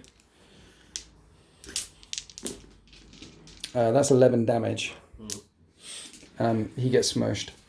And then the Dread Knight, on 1 wound, who should be dead, has 3 attacks. And he rerolls 1s because the Grand Master is shouting at him, and he will wound on 2s. And he fails to wound. He fails to take him out. And so at the end of Space Wolves turn 3, they've made a couple of charges and they're engaging across 3 fronts for those extra points, which gets the score to 35 to 25. The Grey Knights are in the lead as we head on to turn 4. 1 minute. Morale. He's okay. Right. 35 to 25 for the Grey Knights as we go into turn 4. Then in the Grey Knight's turn, I get another 10 points for the primaries and 5 points for the vital ground objectives, making it 15 points to 25. The interceptors jump down here, and my librarian advances round onto this objective. And there's the last of the Justicars striding forward to take out one of the last characters, the Jarl himself. Over here, my Grandmaster steps away to block the gap, screaming, "You shall not pass." I've kept the Dreadnought in close combat, and now we're going to go into the psychic phase. I've got a CP back this turn, so I'm going to unleash Vortex of Doom on the Jarl and spend that CP so I can cast on 3 dice and discard one of these. And that's Vortex of Doom. And this is 2d3 plus 1 mortal wound Deny. on the Jarl. Try and deny it. Well, you need a 12. I need a 12. Yes. And you can re-roll it. Good luck. Why not? You know. Oh. Close. But no cigar. How many wounds does the Jarl have? With Psychic Epiphany, there's 2d3 plus 1. And that is 2, 3, 4 mortal wounds on him. My second psychic power, just to be really, really spiteful, is a smite. And that passes on a 6. And you don't deny it. With the reroll, you don't deny it. And that does another 2 mortal wounds. Doesn't he have a 6-up shrug? He does, I just remembered that. So that was 6 wounds in total. 6 shrugs coming up. In theory, one of them should pass. One of them should pass. And there's one, 2. there's 2. He's on 1 wound left. Or is he on 2 wounds left? 1 wound left. 1 wound left. So I'm going to have to put some more smites into him then. Stop. Smite and spite. This unit. This is a 6. That passes. That does another mortal wound. Can he shrug that? What can man do against? No. The Jarl gets taken out. Over here, that Justicar casts Hammer Hand, and that passes. Over here, this fella will smite the Stormcaller, and that passes for 1 mortal wound, taking out the Stormcaller. And my Grandmaster will cast Sanctuary on the Dreadnought. And Perils, which does d3 wounds to himself, which he can shrug on a 5, and he shrugs it anyway. Then in the shooting phase, the Dreadnought fired into the Bloodclaws back here, and these 2 squads over here fired everything into the Terminators, not injuring them at all. However, I still have shots left. I have my Grandmaster now, and the only target he can fire at is the Terminators. So let's do 6 shots with this heavy sight cannon, which hits on 2s, and will wound on 2s at AP minus 2 damage, which becomes AP minus 1 because of Storm Shield. So 5 3-up saves. And that's a dead one. That's another dead one. Leaving 1 fella left to eat all the flamer shots, which hit him 10 times. And wound him on 3s with a 2-up save. And he gets set on fire, takes a wound, but he's not out of the fight yet. And that is the end of the shooting phase. So let's charge with the Paladin. Not the Paladin, the Justicar. That's a 7-inch charge. And he makes it there. And my Grandmaster will charge the Bloodclaws. And he gets in as well. That's the end of the charge phase. Let's start off with the Justicar. He hits twice. He wounds twice. 2 4-up invulnerable saves on the last of the Terminators. And he gets taken out. And then my Grandmaster will do a sweep attack with the sword, which gives him 12 attacks, hitting on 2s. And at strength 6, he'll be wounding on 3s. And they're AP minus 2 damage a time. Is the Terminator still in there? He is, yes. Okay, so minus 1 is 3-up saves, each doing 2 damage. So you've got to do 2 at a time. So he's alive. He's on 1 wound. 1 save. Now he's dead, and then you have 3 5-up saves to make. And that kills 3 more. And then there's a mortal wound in addition. Just that sting in the tail. Then that was it for charging models. Then defenders got to fight back. The Blood Claws hacked at the Dreadnought and took it down to 4 wounds remaining. And that is the end of Grey Knight's turn 4. And at the end of Grey Knight's turn 4, there are only 5 Blood Claws left from the pack. And at this point, at the end of turn 4, the Grey Knights have maxed out the Assassinate for 15 points. They have 12 points for Engage, 10 points for Vital Ground, 25 points for the primaries. They have 62 points to the Space Wolves 25. And this is the way the world ends. And at this point, the Space Wolves will concede and will tactically reposition. They will fall back into the hills, into the mountains over here. And the Grey Knights carry the day. And what happened there? That was a glorious countercharge in my backlines over here. This was glorious stuff. But I couldn't have asked for anything better with regards to a countercharge than what happened over there. But it was just all a bit too much, really. It's the smites, isn't it? It was that, and then that critical bit there with the that silver strap. Yeah. That was that really choked me up, and then you got the hit back on me, and it was very hard to keep the momentum going. Putting Sanctuary on that unit and Transhuman on that unit, suddenly the Grey Knight Terminators turned into Deathwing Terminators, yes, and it became a snake pit. And that actually turned the tide, because what could have happened there is you could have ran through there and then hit. That was the first wave. Yeah. But you weren't able to break out the first wave and launch the second wave of attacks. The psychic spells of the Grey Knights just kept you back. The idea was really just to try and hold on to those two as best as possible. Yes. And kind of not abandon them, but like Blizzard Hand and Stormcrow over here. They just had to be heroes by themselves. They did for a long time. For a long time they held out. Heroic stuff. But,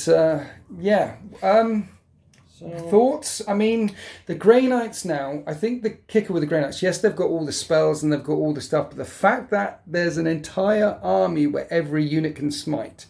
Now, not that you're doing 7 smites a turn. You're not doing that. You're doing 2 or 3 a turn. Mm-hmm. But the thing is, you are doing 2 or 3 smites a turn every turn. Mm. So as well as the damage they put out in the shooting phase and combat phase, they're reliably putting out damage in the psychic phase as well. I find that that's the biggest change for the Grey Knights. What are your thoughts? Most definitely. It's really effective, especially in the later turns when they start using it to mop up things. Yeah. That becomes very devastating indeed. Yeah. So I'm kind of thinking that, because it was very vulnerable over here, wanting to do the on the hunt thing with the Blood Claws, which was effective, but... You did the on the hunt thing with the blood. You pushed me out entirely. But it did lose me Dreadnoughts, which is never a good thing. I think you said off camera, the Wolves... The Fenrisian Wolves, I maybe should have had them running ahead to try and absorb some of the smite. I think I sort of resorted back into my typical play of trying to use them for objectives, but then you had these things there. These lovely little zippy things that jumped up and shot them to bits. So the Wolves are there for your engage points and to jump on objectives, yeah? But yeah, the Grey Knights have said they're deceptively fast. These interceptors I very rarely did the move, shoot, move thing. But with the 1 CP, the 2 CP shunt, and the Gate of Infinity, they're deceptively tricksy. Certainly are. You've got a lot of movement. It's really nice. Yeah. And it doesn't feel too overpowered either. I felt really bad killing the Space Wolves because one, I'm a big fan for Astartes. Big fan. I'm a big fan for your army with all the narrative and story behind it. Thank you very much. I feel like the only faction that won here this day were the forces of chaos. Because we shouldn't be fighting each other. We should be friends. We should have tea and crumpets. Yeah, you were saying at the end of turn 1, I'd be really bad. But yeah, I was very happy with the glorious counter assault over there. And at the end of the day, when you're playing Space Fools, if you're going to lose, then the only thing, well, you can't ask for any more than a glorious death. A glorious death. I was feeling really bad at the end of turn 1. I stopped feeling really bad at the end of your turn 2. Yeah. When you came in and murdered a chunk of stuff and took my objectives. I thought, so I knew that there was outflanking and deep striking coming in. I just didn't know how effective it would be. Yeah, I think with your list, if you'd have screened out a bit more with the wolves, I'm not sure about... Did you need to have all of that back here? I'm not sure. Don't know. I mean, there's nothing left over there. So. Maybe you did. Maybe I did. Maybe you did. But yeah. The other way I would have had it would have been the 2 squads of 5 Blood Claws with a Terminator each, and that would have brought the assault forward a bit. If Murderfang had got in, he could have touched one of those and made them disappear, and if he had managed to do that once, maybe twice, it could have swung things around a bit more, perhaps. To be fair, your dice rolling was kind of sucky as well. You didn't have... It was I hate to blame the dice because it all levels out in the day, but overall that was a low dice rolling game for you, Mr. Wizard. Maybe. I think so. There was a lot of ones coming up. I'm watching those 7-sided snowflakes coming up again and again and again, thinking they're lovely dice that you have there. Maybe I should change them and say that they're 6s. Well, these dice are available from the deploymentzone.tv merchandise page. I've got a set of those. They're lovely. They are lovely. Yeah. But thank you for coming down one more time. Thank you so much. Everyone should check out Winter Wizard 7 on YouTube for narrative stuff and things and painting tutorials and things. And also, of course, Bristol Independent Gaming. If you're in the Bristol area in the UK, there is a club there. I hear, you see, being part of a YouTuber and the community things, you hear lots of news about different FLGs and the good ones and the really good ones. And I only hear good news coming out about Big. I only hear good news. I've never heard anyone say anything bad about them at all. So if you're in the Bristol area or the Southwest area, check out Bristol Independent Gaming. Yes. And they're moving soon, but it's all over the website and things. Yeah, it will be, yes. It's all over there. A whole new digs, which they're doing up now. It's going to be nice. It's going to be bigger and better. Well, it's not bigger. actually going to be bigger. The bigger. It's not going to be bigger, but it's going to be better. It's going to be better. It's going to be better. I do hope to visit there soon at some point. Should. I want to go to the next Southwest Showdown, the deploymentzone.tv, one of our many deploymentzone.tv exclusive events, because we've got the narrative event coming this year. We've got our GT this year. We've got there's 100-player meet and greet at Farstorm in Cardiff in November. That's just a one-day thing, 15 quid, but it's a one-day over. I think it's 110 people actually are going to that. It's a big meet and greet, prizes and everything. There's battles in that as well. So yeah. I'm very much enjoying meeting people from the deployment zone, and you're in the deployment zone as well. I am, and I got a very nice welcome when I went to the Southwest Showdown. Oh, you were at the Southwest Showdown? I went to the Southwest Showdown, yeah. Actually, you won? You were one of the winners. I did, yes. With your Death Guard. I did, yes, the Drowned Plague. The Drowned Plague. Caused a bit of an upset. Well, Death Guard are good. I like Death Guard. It was, yeah. But it was a great fun, really well done to Fropo and Hofspring. They are legends. They are legends, lovely dudes. Mr. Fropo, Mr. Hofspring. If I've spoiled the March event already, I'm terribly sorry. Anyway, we do hope you enjoyed watching that battle report. Reminder that this scenery is from urbanmats.com. This battle mat is from JW Gaming, so you can support other creators that way by getting that stuff, or support me by buying the dice and things. Or if you really want to support me and join us in the deployment zone, then I welcome you with open arms. And there's also podcasts and tutorials and other content creators in there as well, including Play on Tabletop, Vanguard Tactics coming very soon, Den of Imagination, Painting 101. We've got podcasts I mentioned, such as the ECP and the Fast. It's building. It's growing. It's a beautiful place. It's a beautiful place. Happy wargaming.